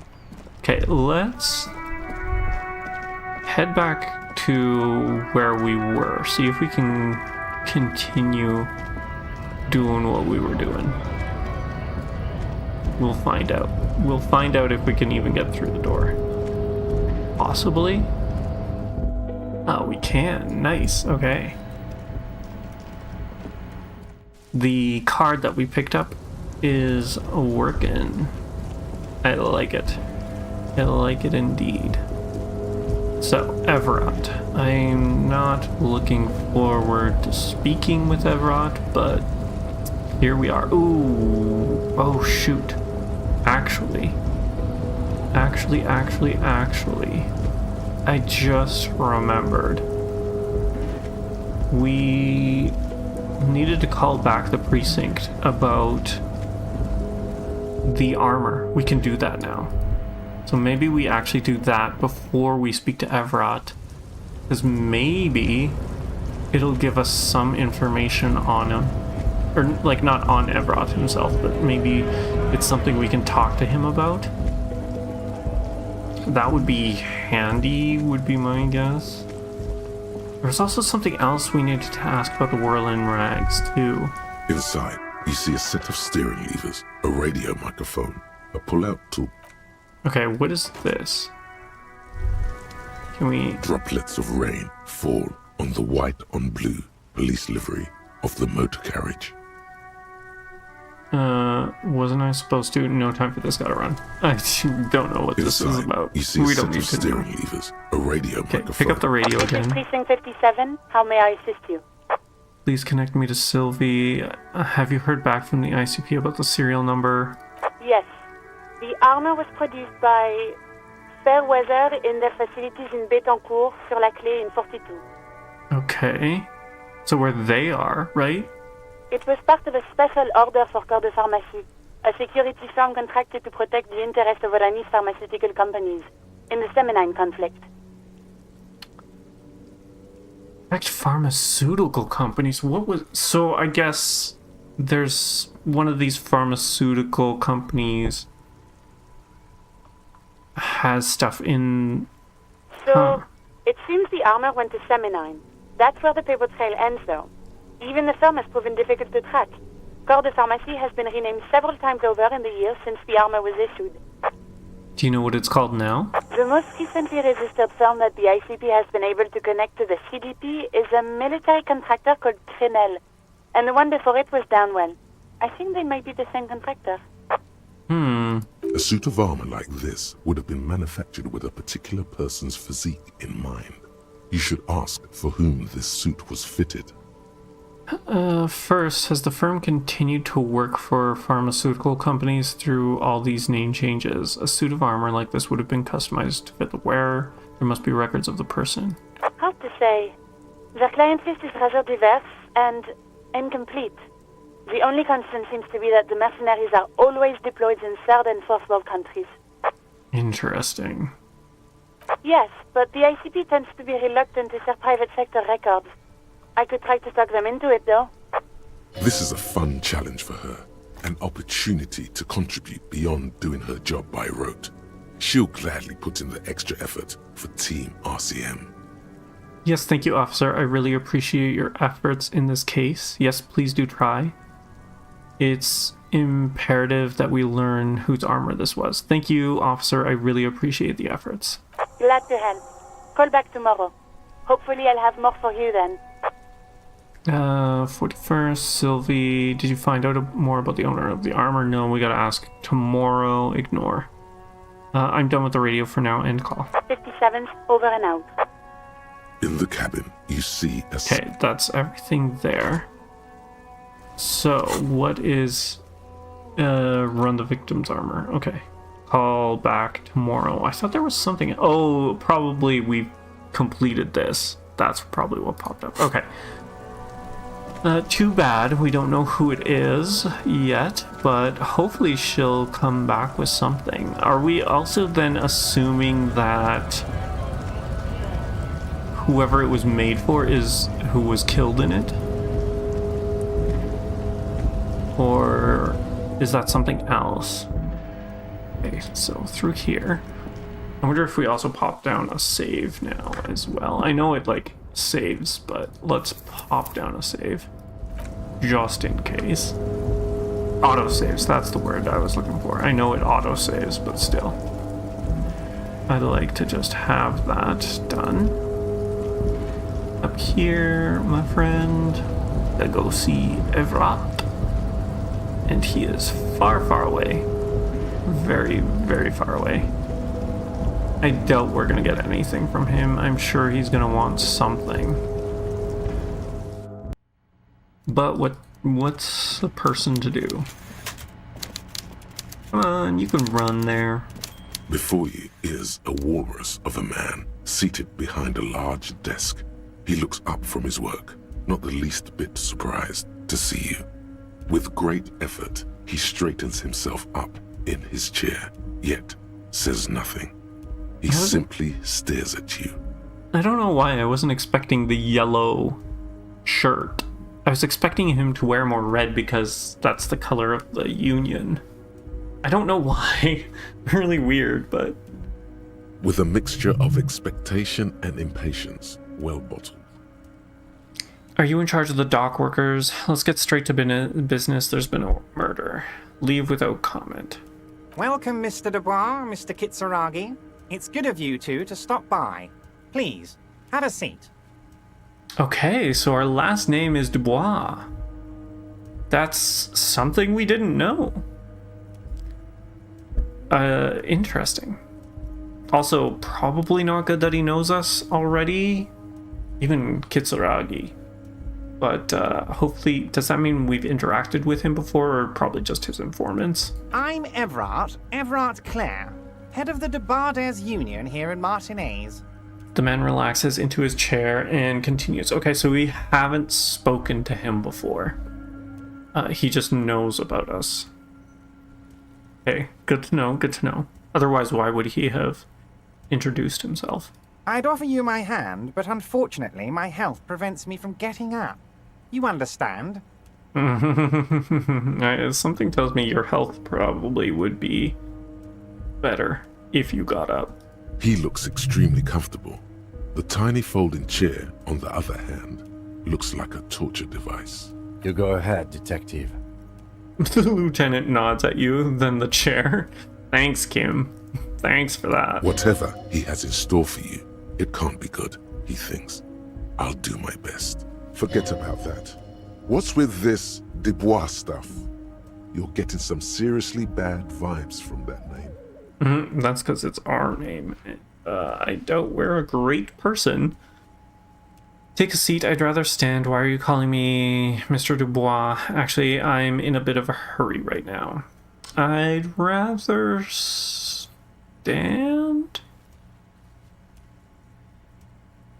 I'd rather stand. Please, Mr. Dubois, let us converse in a civilized manner, as equals. Take a seat. I insist. I don't sit, it's kind of my thing. Alright, fine, we'll take a seat. This seems like a bad idea, but whatever. Excellent, Mr. Dubois. I can see that you're a reasonable man, and reasonable men can be of great use to one another. He gives you a sly wink. Remain serious. Try to wink back. Damn, this chair is uncomfortable. Try to wink back. So tell me, how can the head of the Debarders Union help a representative of the Revachol Citizens Militia today? He uses the full name. He doesn't abbreviate. The chair you're sitting on has got to be the most uncomfortable chair in the world. It's violating your backside. Oh, how long? Are we gonna take damage each time? By the way, I heard you got a rather rude reception from a certain Lawrence Gart. Some people have no manners, it pains me to say. Lawrence was the guy from the hotel, right? This should take care of that nonsense. He points to a giant novelty check on his desk. It's absolutely comically huge. It should be sufficient to cover your expenses for a few days and patch over your differences with a cafeteria manager. Go ahead, take it. He points at it again. Wow, that's 25 real. That's good money. You need it. Wait, you know, Garrett. Thank you, Everett. Take the comically large check. Take the comically large check, but don't say anything. Keep it, I'm good, leave the check. You can take the comically large check and shove it up your ass, leave it.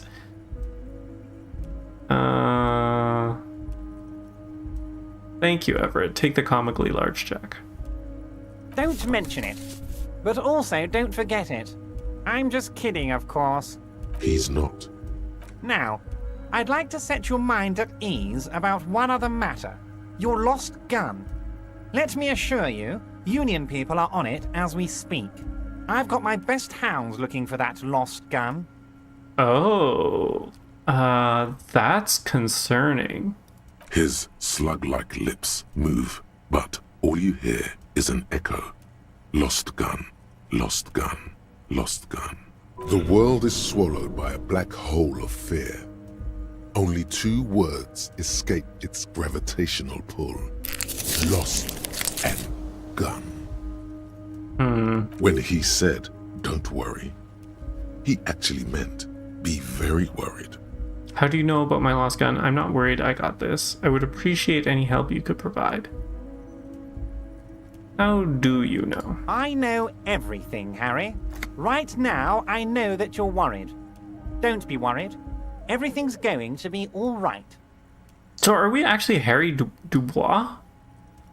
Is that our name? Harry Dubois, it's gotta be. It's not like you left it loaded. You didn't lose a loaded gun. Local children aren't out there playing with it right now, pointing it into their own mouths. It's in a safe place. I just know it. I have a feeling everything's going to be all right. Oh, we're gonna take more damage, aren't we? It was loaded. There were 2 bullets in it. You always keep at least 2 barrels loaded. Took the novelty check. The chair is killing you. Great. Don't panic. Who does this guy think you are? Ronnie the Rookie? You ain't worried about no lost gun, or unpaid bill, or forgotten name. You're the bad cop. You're probably more corrupt than him. Wait, that's it? That's my point of pride here. Sink deep into the folding chair. Smile and cross your hands behind your back. Yeah. The fat man does the same, sinking deeper into his chair than one would think is physically possible. He seems to be enjoying your little display. Good. Now lean in with some corruption. Listen, Everett, pal, we both know what makes the wheels of the world turn. That we do, Harry. Let them say what they will about you and me. We're both born fighters. This fighter could use more comfortable chair. Nice bit with the chair, by the way. Chuckle. A good way to keep your guests on edge. Why, thank you. It's always nice when a fellow professional appreciates your work. That's it. Now kick back and add a final flourish for dignity. Thanks for your hospitality. Feel free to visit me down at the station anytime. This is a worm's lair, and we both know why I'm here. To help grow your horde. I'm not saying I'm corrupt. I'm rational. Thanks for your hospitality. Feel free to visit me down at the station anytime. Let's go with the horde. You strike me as a reasonable man, Harry. I like that in a lawman. Let's cut to the chase, shall we? What can Everett Clare do for you? I think we'd like to ask you a few questions. Don't you think so, Detective? The lieutenant looks quite fed up with the situation. Somehow you managed to get yourself out of this one. Now quick, keep the momentum up. Ask a question. Whatever you do, don't ask him about the gun first. You don't want him thinking you're scared. I'm told the union is involved in the local drug trade. Aren't you going to ask me how I got in? You called me Mr. Dubois. Why? Let's talk about my lost gun. I want to talk about the hanging. I met Joyce, the company representative. Everett, I'm going to leave now, but we might talk again later. I want to talk about the hanging. I've met Joyce, the company representative. Oh, of course. That's your main thing here. That's why you're in Martinez.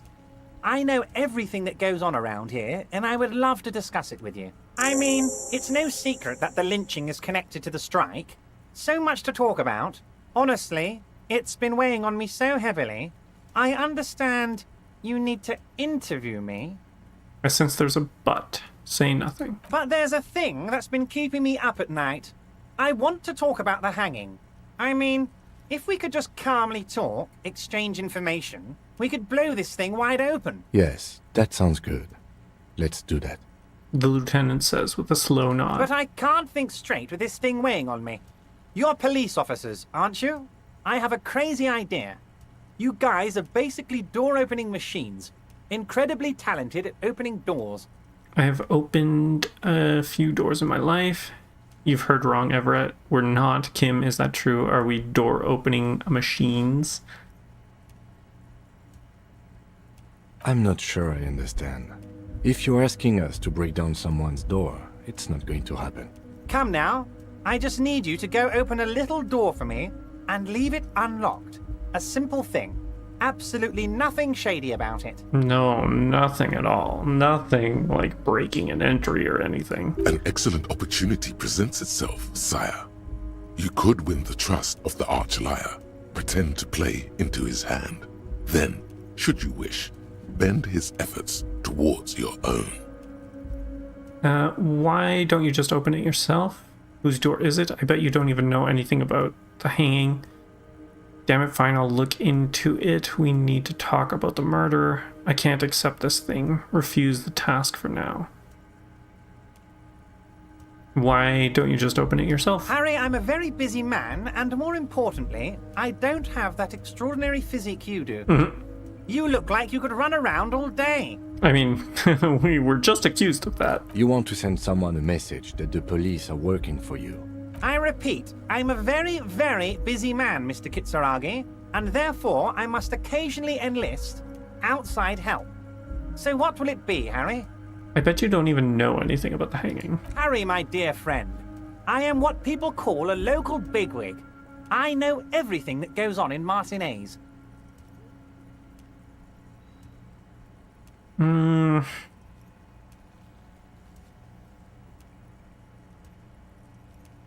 I'm not sure. Refuse for now. Of course, Harry, I understand. But if that's the case, I don't think we'll ever find your gun. Even worse, we won't be able to speak like equals about the murder. Perhaps this was just bad timing for you. Know that you can always come back to me. I really hope you do. For your sake, my sake, and for your gun's sake too. So they have the gun already. Yes, we both understand what you meant. This may be the only way, he thinks. I won't hold it against you. In fact, we probably should reconsider later. I'm told the union is involved in the local drug trade. I'm reconsidering opening that door. Aren't you going to ask me how I got in? You called me Mr. Dubois.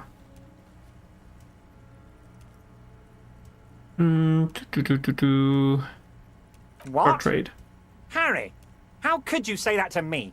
You know I appreciate a joke as much as any Johnny Fat Guy, but I can't take slander.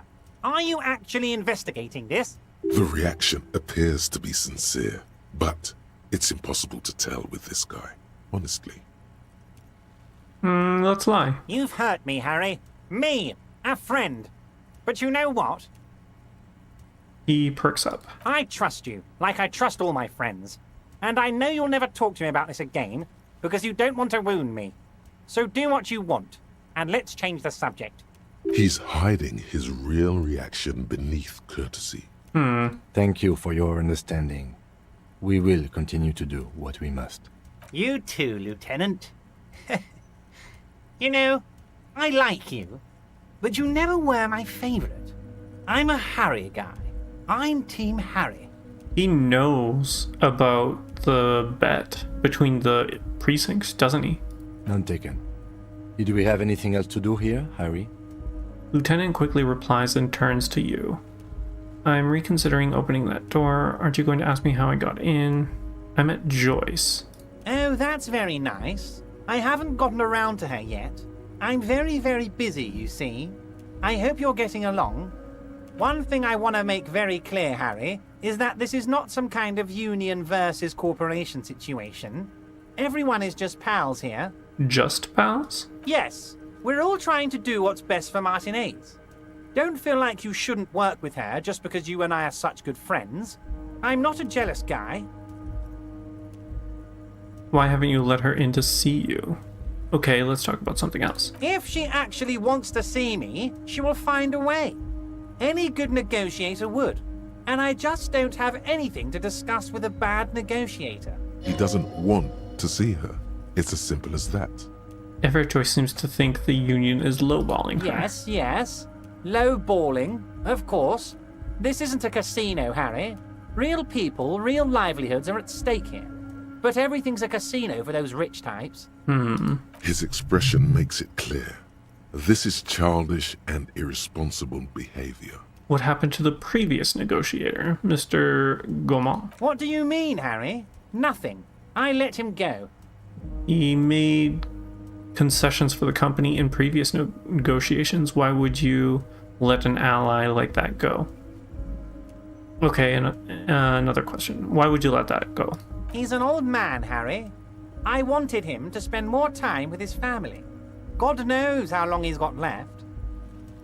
You called him a midget? Okay, another question. Harry! I have little people in my organization. I would never call someone a midget. What is this? Honestly, I'm beginning to think you're a midget, Harry. I'm only kidding, Harry. You're not a midget. No one is. We're pals. Joyce said the previous union leader vanished under suspicious circumstances. Vanished? Harry, the woman left her casserole in the oven and couldn't make it here in time for the voting. Oh, did I leave my casserole on? Better go home and check. The election can wait. When she got back, the whole thing was over. Wait, there was no mention of a casserole from Joyce. Funny Joyce didn't mention any casserole. Harry, Harry, Harry. Do not fixate on this little matter. Maybe it was a rabbit stew, or a hairdryer, or an iron. The point is, her heart wasn't in it. Mine was. Okay. So he prevented her from going. Let's talk about something else. Of course, Harry. Let me just assure you one more time. It's perfectly okay to share anything we discuss here with this Joyce. This is a completely transparent organization. I have no interest in what she is doing, but I myself have nothing to hide. Your business is your business, and I respect your privacy. Just remember, none of this is secret. Tell her about all of it. My brother's picture, my singing swordfish clock. Tell her how overweight I am and how I'm helping you find your lost gun. Tell her about everything. Everett doesn't mind. It is rather interesting to tell people things about each other, isn't it? It was nice telling him about her right now. I don't know. You called me Mr. Dubois. Why? Everett, aren't you going to ask me how I got in? Harry, honestly, I'm just relieved you didn't get a hernia. A man your age. So he does know we jumped. Say nothing, a man my age, what are you implying? I too am surprised by the resilience and athleticism of this tool I've been provided with. Tap your chest. My body's gonna break down any moment now. Probably pushed it to the limit. Enough wackiness. Let's go back to business. You did look like you were gonna collapse and die when I told you about your lost gun. Anyway, I assure you, I am a very well-informed man. Information reaches me before I even get the chance to request it. Why'd you call me Mr. Dubois? Of course. Let us dispatch with the formalities. You call me Everett, I call you Harry. My God, so it's true. I didn't want to believe it, but you are a fantastic science fiction amnesiac cop, aren't you? What are the odds of that? I think we gave too much away. I think the odds of that are very low. It might be a good idea to hide your confusion. I mean, see what his game is first. My memory's fine, I'm just testing you. So good to hear that, Harry. Apparently my sources were wrong. However, if you did have a spot of memory trouble, I could help you out. With my big fat folder. Words flow like a river of honey from his lips. I guess word has already reached him. No matter. No harm done. It's just a brown folder. You can't make out what's written on it. Are you trying to tell me you've gotten hold of some of our documents? The lieutenant inspects Everett over his spectacles. That? Maybe it's a good thing we did this. Mr. Kitsuragi, would you mind? Me and Harry are talking about his lost identity right now. Don't just jump to the folder. That's not smart. Shows you're on the edge. Do some probing first. What kind of cop does it say that I am? Do you know anything about my family? Do I have a wife or kids? Let's get this straight. What is my full name? Let's talk about... Where did you get the folder? Ah, this? My friends in your organization gave it to me, Harry. This translates into, haha, you guys are so corrupt. I find that very suspicious. May I have a look? I'm afraid this is meant for Union eyes only, Mr. Kitsuragi. I'm sure you understand. Please continue, Harry.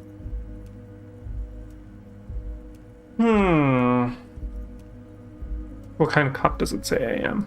Well, Harry, if I were to sum you up in one word, it would be apologetic. I'm sorry? Yes. You seem to be.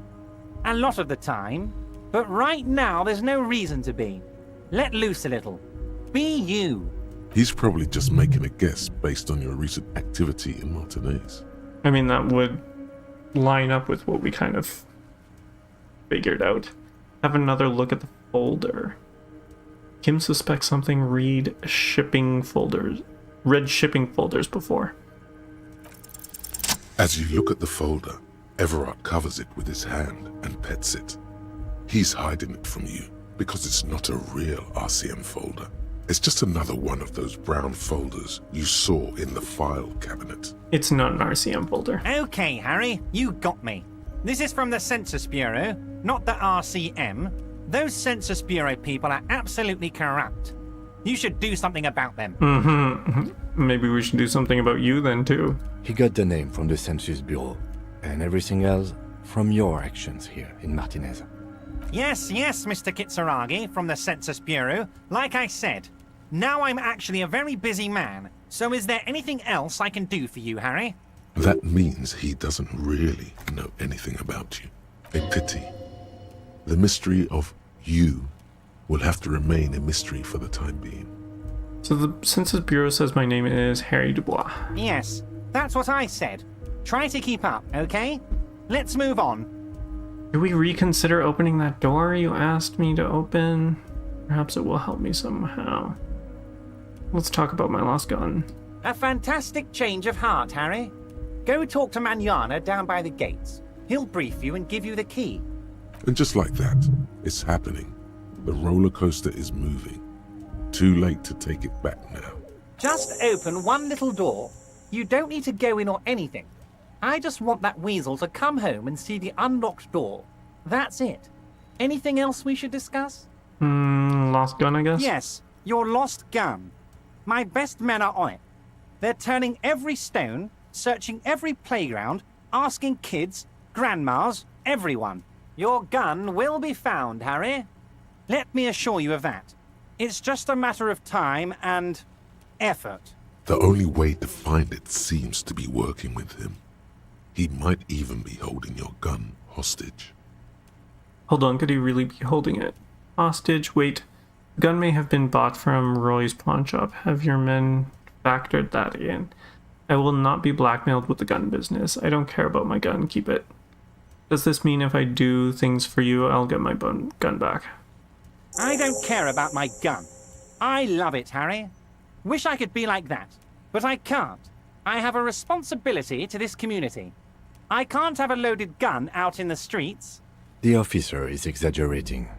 Of course we care about the missing firearm, and we are actively looking for it as well. Aww. The lieutenant is concerned about the lost gun and feels that the fact you haven't prioritized looking for it is unfortunate, if inevitable, and doesn't put the RCM in a good light. Excellent, Mr. Kitsuragi. That's excellent news. Looks like we have a friendly gun-finding competition on our hands. Okay, I'm going to leave now, but we might talk again See later. you soon, débardeur. Just kidding, but not too much. I don't think that went that well at all, indeed. What is this? Giant novelty check.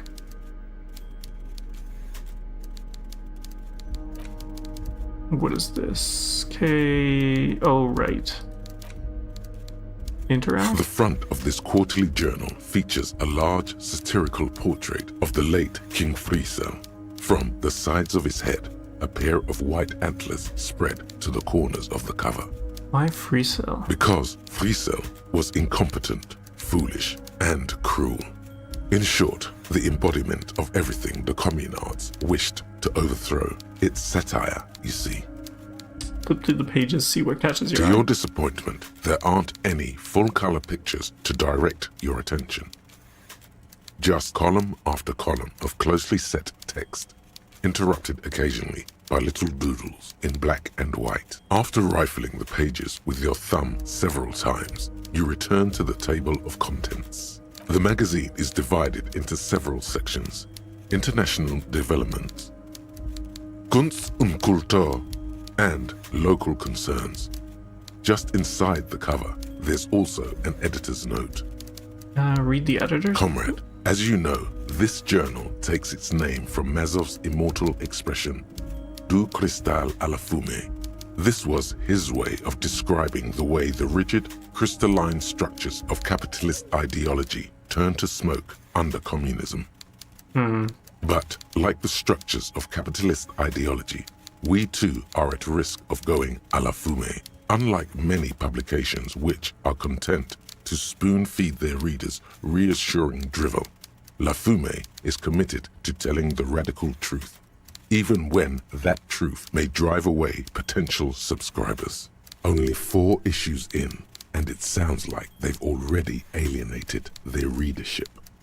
So please, if you value our radical Mazovian perspective on contemporary politics, culture, and international affairs, please consider subscribing today. Yours in struggle, the editors. Kim, I think this is a communist magazine. What do you expect? It was laying around the office of the Débardeurs Union. They're probably bankrolling the thing. You flip back to the front of the magazine. The table of contents unfolds before you. Okay, let's put it away. I don't think there's much really to do here. Let's go talk with... what's her name? Still lukewarm, okay. The corporate lady there. I think... do we tell her that we've met with Evrat? Evrat?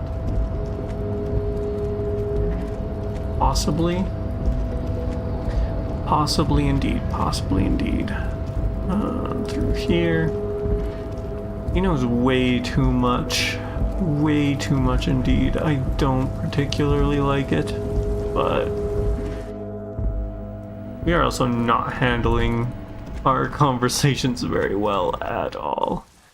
We failed with her, we failed with him. I'm not gonna talk to him just yet about the door. It's not really what I care about. I want to see what she has to say first, I guess. We could also maybe, I guess, talk with the union peeps as well. We're gonna have to pay for our hotel stay for the day. Or for tonight, I guess. The current night, that is. Today, so Tuesday. Everard has promised to give you info on the case in return. Okay, ma'am. You're back. Good. What can I help you with? Not an umbrella, I hope. I don't need one myself, you see. Neither do I at your similarly wet coat. No need. Tell me something. I could use a coat like that. The rain is freezing. Very rugged. Good choice. Now, I suspect you had questions. Nothing like talking to pass a rainy day. Am I right?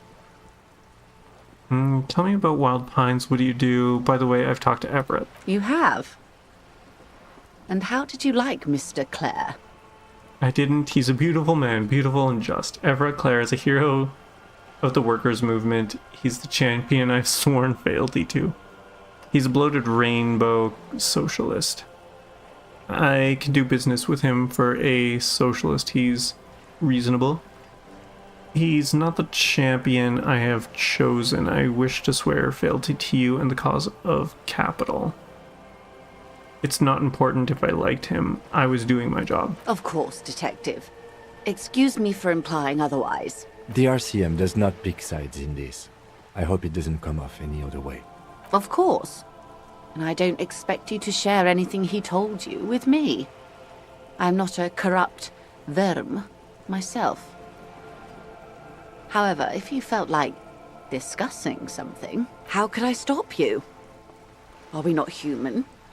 Are we not curious to hear another person's take? It's only natural. We would only be gossiping. Intellectually speaking, it would be quite interesting to hear what she has to say about these things. The money you gave me, would that make things weird if I shared information? I mean, Mr. Everett is helping me find my gun. I'd rather talk about something else for now. Weird? Oh no. One of the positive things to come from the revolution is the unhindered exchange of information, you see, even when it comes to trade secrets, which isn't to suggest our talks constitute corporate espionage. Even if they did, it would be fine. But they don't, since you logged the money as a donation, and this is clearly just gossip between friends. Quote-unquote friends. The lieutenant might have, but I don't remember you logging anything as anything, Harry. That is true. I'd rather talk about something else for now, if you don't mind. I thought we'd have more options, but I guess we don't. Do we tell her about the gun? Oh. That's so helpful of him. The lieutenant looks at you, and you can swear his jaw muscle is trembling. He didn't like that. He's able to contain the anger and surprise. When I said, be wacky, I didn't mean wildly, grossly irresponsible and damaging to the RCM. Unconventional police officers sometimes lose their guns. They then go around and tell people about this, to gauge their reactions. It's all part of detecting. Incredible. Simply incredible. And how is it going? Has this detecting produced a gun? Mr. Everett says it's almost ready to be found soon. No. Oh, yeah. We shouldn't have done this. We should not have done this. It's fine. It's fine. Almost ready to be found soon. Now? Well, then it should be any day now. Unless, of course, he's lying to you. Anyway, was there anything else you've heard? Perhaps he is. I think he has it, or whatever. Or either, I guess he could be implying that he has it, and he is lying. Of course, Detective. Should something come up later, down the road, don't be afraid to drop by for a chat. Until then, is there anything I can help you with?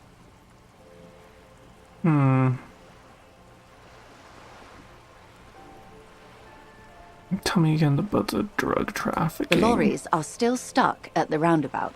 If the police is asking, one of the drivers might admit to it. She's simply not. Okay. Yeah, I'm not sure. We really messed this up, I think.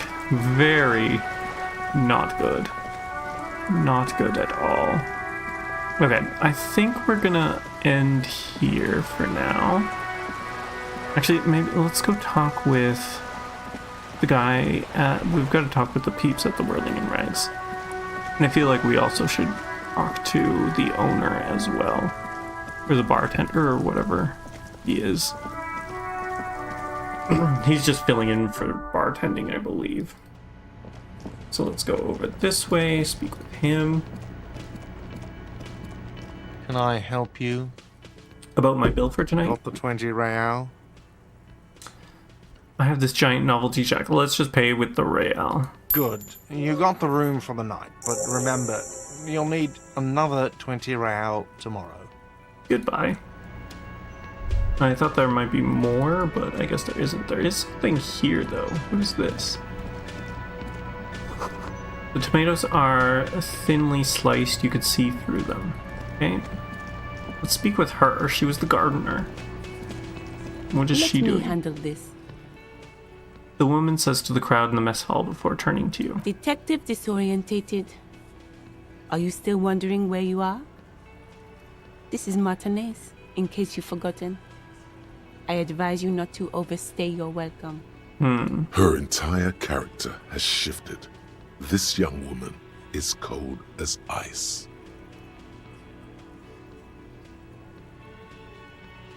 You're the gardener. I knew you were not a gardener. I just wanted to know more about this place before I check it out. That's normal. Yes, extremely normal. I'm not a gardener, by the way. I'm a legal counselor for the Dock Workers Union. Should have figured. So let's get to it. You're looking for Titus Hardy? You think he has information that will help you? Maybe he does.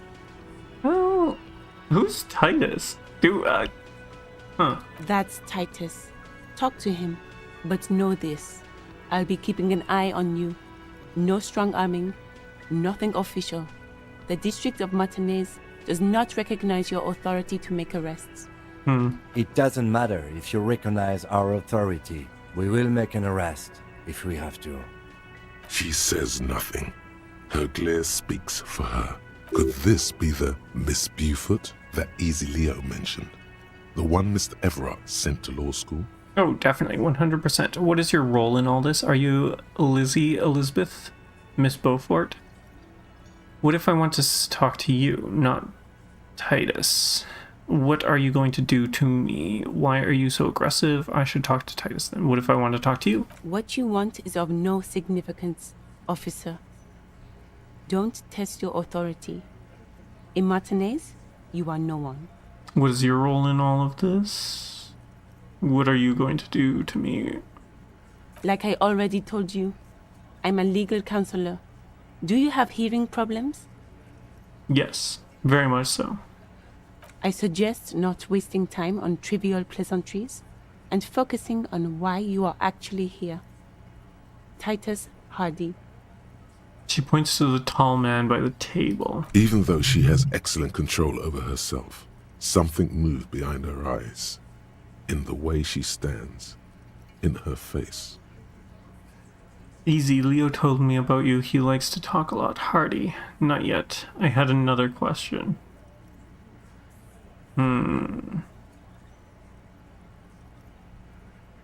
Leo told me about you. He likes to talk a lot.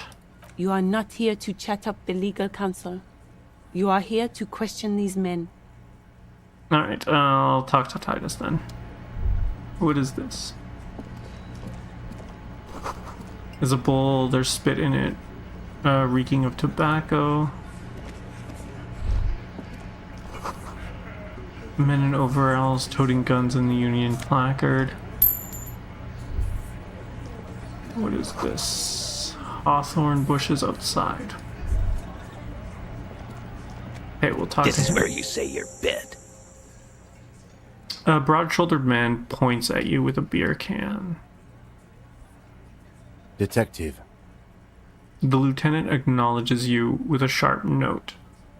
He's leaving it to you. Don't say anything yet. First, we need to talk about your attitude. We need to talk about the man hanged out back. Oh, this is about him. A real looker, that won't. You sure took your time, huh?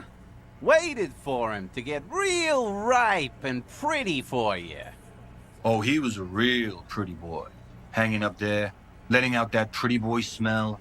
I can't for the life of me understand why you did it. I mean, I would have just left him up there. You must really like cleaning up other people's shit. You might want to start asking your questions now. It's not going to get better than this. Do a head count first. Connect these men to the tracks you saw in the yard. Chances are they're going to match. Scan the room. Starting from the right. Boot size 44. Blonde man. In his 30s. Overbearingly masculine. Sitting on his right. Standard working boots. Size 45 or 46. Eldest in the room. Probably mid-50s. Smoker. Quiet. Across at the other table. Hobnailed working boots. Size 43. Gang tattoos. Mesk or Sarah Mauritian. In his late 30s. Early 40s. And then, standard working boot. Steel reinforced toes. Size 46. The big dick. Wide at the shoulders and lean at the hips. Rugby cap. Fingerless gloves. And numerous scars. A little under 40. The emblem on his vest says Rowing Club. A little patch below it reads T. Hardy, Captain. In the far corner. Standard working boot. Steel reinforced toes. Size 44. 40-something. Non-alcoholic beverage in hand. You squint. Is that a plectrum? Where? On his neck. Forget it. It's not important. Let's call this one the musician. And the little guy? Size 41. With the light step. Not a child, after all. An older man with a rat face, mean, watery eyes, and 2 front teeth missing. In the middle, heaving and wheezing. Big guy. Boot size 46. Deep marks. Probably carried the victim over. He, alone, is 130 kilos. Add the man in armor, and you could easily exceed 220. In conclusion, these 7 are the actors on the crime scene. The footprints were theirs, but there's a discrepancy. One of them is missing the odd soul. Exactly. You've stood there for about 4 seconds, not saying anything. Hit them with questions. Where's the 8th Hardy? The fuck is with you, fella?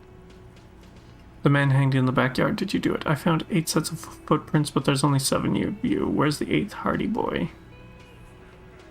The pretty boy. You guys really love talking about that pretty boy. Funny. But my partner and I have a serious matter to discuss with you. Why is there a container belt around the dead man's neck? I have spoken to the dead man in a bizarre occult vision. You're involved somehow. I just don't have proof yet. Container belt around the Container dead man. belt? Like we use in the harbor? Yes, why? Because we took it from the harbor where we work. Then we went out back and used it to hang him. We did this together. All of us. Until he was dead. That's why there's a container belt around his neck. There's a catch hidden somewhere. He didn't confess so that you could take them all away. It's too simple. Squint your eyes, but there's a catch. Ha! So you confess to the murder. That's it. It's game. The game's over. We've got the perpetrator. There is no catch. These 7 honest men have all equally come forth to tell you what happened, so that you don't waste any more of your time. Wait, what?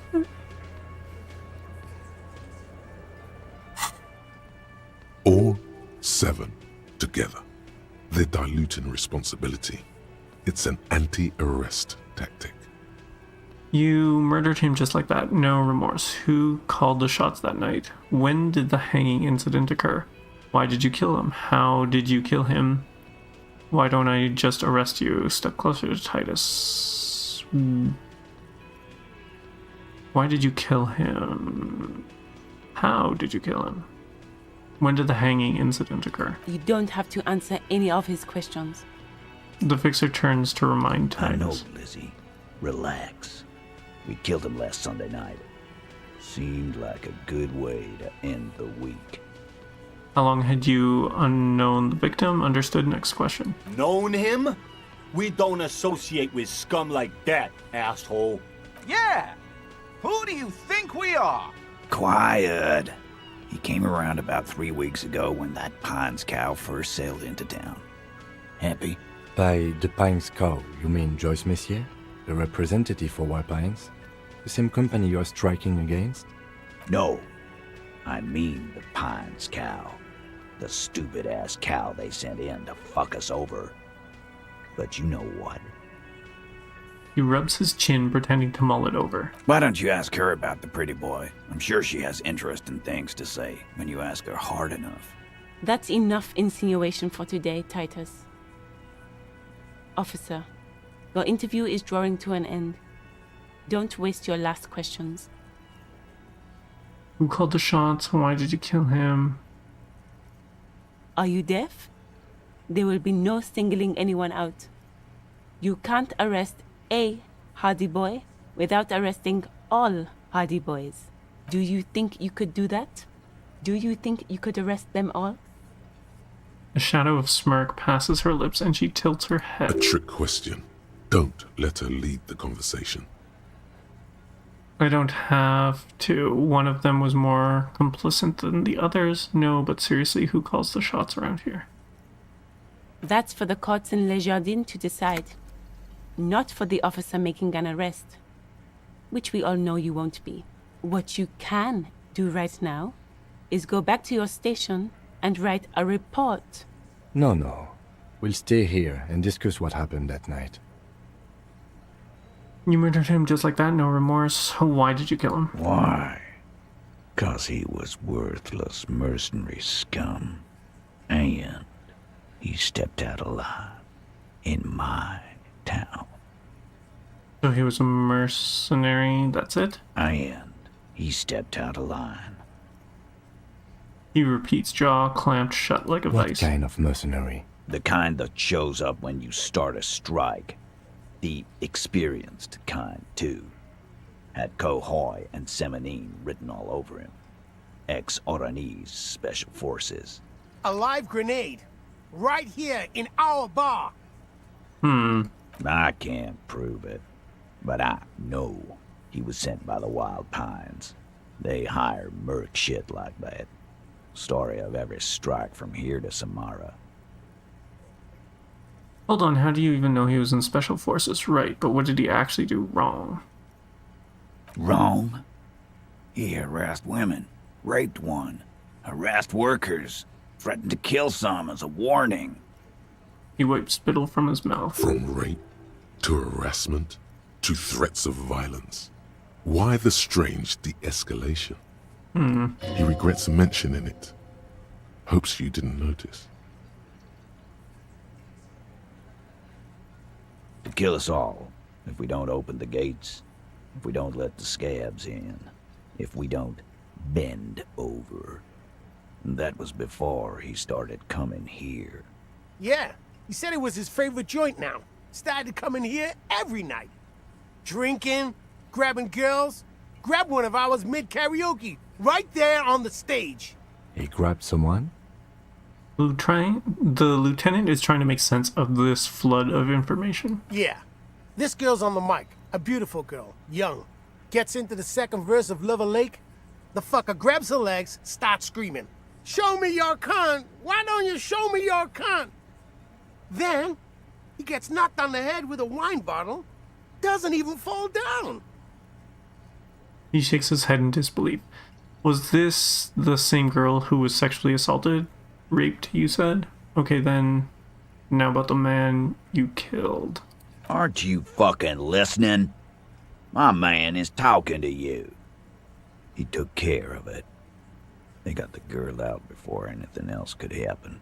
Yeah, me and Eugene got her out. Aren't you fucking listening?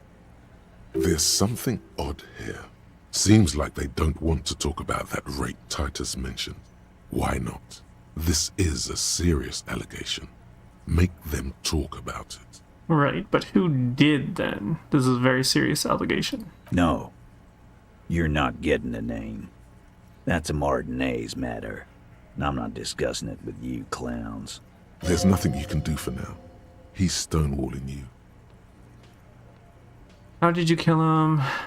Why don't I... So, what are we gonna do now? conclude the questioning.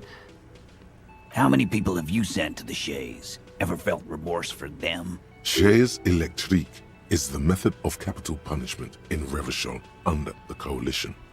During the suzerain's reign, it used to be the firing squad. Or send them to Reunion to rot. For 20 years. For life. He says as if it were worse than dying. And Reunion, what's that? Yes, but these were all bad people, criminals, the scum of the earth. Look, I'm just doing my job, that's all. What we do is different. We enforce the law. You just kill people like it's nothing. Honestly, I drank so much I can barely remember anyone I've sent behind bars. None of these answers are great. But you see, a lawman, is something people agree upon. And here in Martinez, we agreed that this man had to die. How did you kill him? We hanged him up by his neck until he got real still. Wasn't that obvious, Copper? Didn't they teach you anything at the cop school, idiot? The autopsy showed there were no ligature marks. His hands were not tied. Can you explain that? The lieutenant goes in for the leg sweep. Titus does not see it coming. Nice. Go, Kim. Look, I'm not gonna play 20 questions with you, Capo. I'll say it again. We killed him. Yeah, I knocked him out. Came up behind him and clubbed him in the back of the head. He went down like a sack of sand. That's right, lawman. And then we hanged the fuck. Make them a bit more uncomfortable first, then see if it all adds up. Things aren't quite right here. Mr. Tat, what did you use to knock out the victim? Titus is solid as a rock, and so are a few others. But first tell me who's solid, who's cracking under the pressure. This one, he's sweating profusely and has difficulty breathing. They're smartly keeping him out of the conversation thus far. Definitely the weakest link of the chain. Mr. Tats, what did you use to knock out the victim? Where did all the action take place? Hey, you, turn to the big guy. You having trouble breathing over there? There's something you're not telling me. No. He looks up startled, his forehead shining from sweat. A few coiled locks are peeking out from under his warm woolen hat. Of course he's having trouble breathing. Just look at how fucking fat he is. Fuck off, Shanky. Angus is a powerful guy. All muscle. Keep your eye on this powerful guy. Sooner or later, he's going to break like a piece of twig. What did you use to knock out the victim? My fucking elbow, Copper. Samaran boxing style. Samaran boxing, or Sambo, is an eloquently violent set of one-on-one fighting moves, originating from the Samaran Isola. Sambo style implies stealth, cleverness, and cool. He may be lying, but he's good at it. No twitching, no rushing, no uncalled for details. Where did this take place? Right fucking here. Eugene already told you that the fuck had started coming to our bar. Yeah, man. Weren't you listening? There's something you're not telling me. And fuck you, too, Copper. Picking on Angus like this. We're done with this schoolyard shit. And just so you know, he doesn't have trouble breathing. This one is a stone wall. You won't get more out of them about the night of the murder. Not yet. Alright, I have another question about the lynching. Like what, Copper?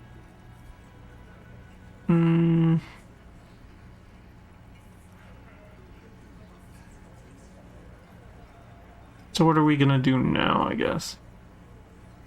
Nothing. Your investigation here is done. Leave Martinez, go back to your stations where you belong.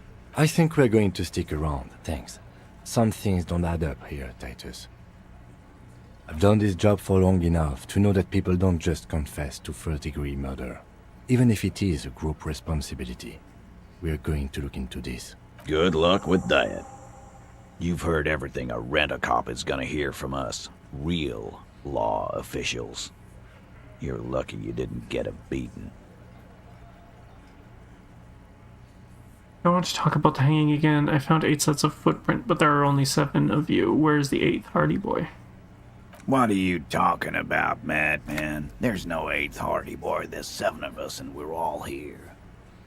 He sizes you up. Or what? You want to be the 8th Hardy Boy?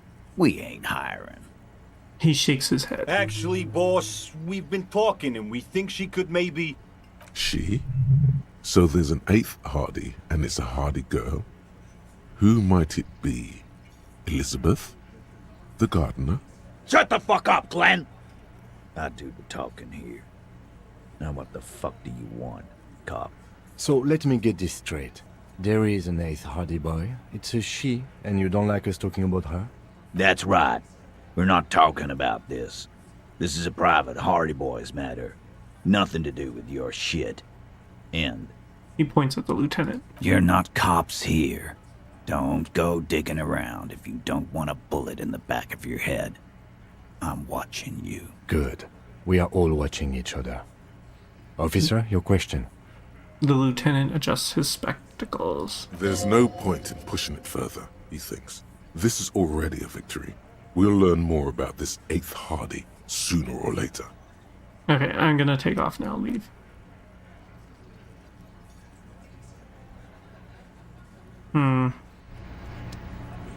So we gotta figure out who the 8th Hardy I've Boy got is. nothing to say to you. Why are you wasting your time? What are you even gonna do to me? Not satisfied with the approach. What are we going to do to you? It's cold laughter, devoid of joy. The Union isn't going to do anything to you. It is not a crime syndicate. It is a labor organization. Goddamn right it is. If anything, it is the RCM who do things to people. But we digress. Are you the Hardy girl? I am not. She says dryly. You could be, Liz. You could be anything. You could even be a model. Even a mod? Glenn, I went to law school. I am an attorney. He's right. With a face like that, she could be on the cover of Le Debutante International. Get a grip, Glenn. She went to law school. Okay, let's change the topic. So fucking what? Lots of models are actually really smart people, fuckwad. No, Glenn, they aren't. Her tone is cold and uninvolved. This didn't change her opinion of you. It's not her. She's not a Hardy girl. Definitely. Okay, we'll talk later. I'm assuming we can't speak to him. I think this is a good stopping point. So yeah, we will end it here. A lot done, and I think none of it good, unfortunately. None of it good indeed. Well, we will continue this next week. I hope to see you guys back on Thursday, where we will return to Dragon Quest XI. Until then, have yourself a good night, and take care.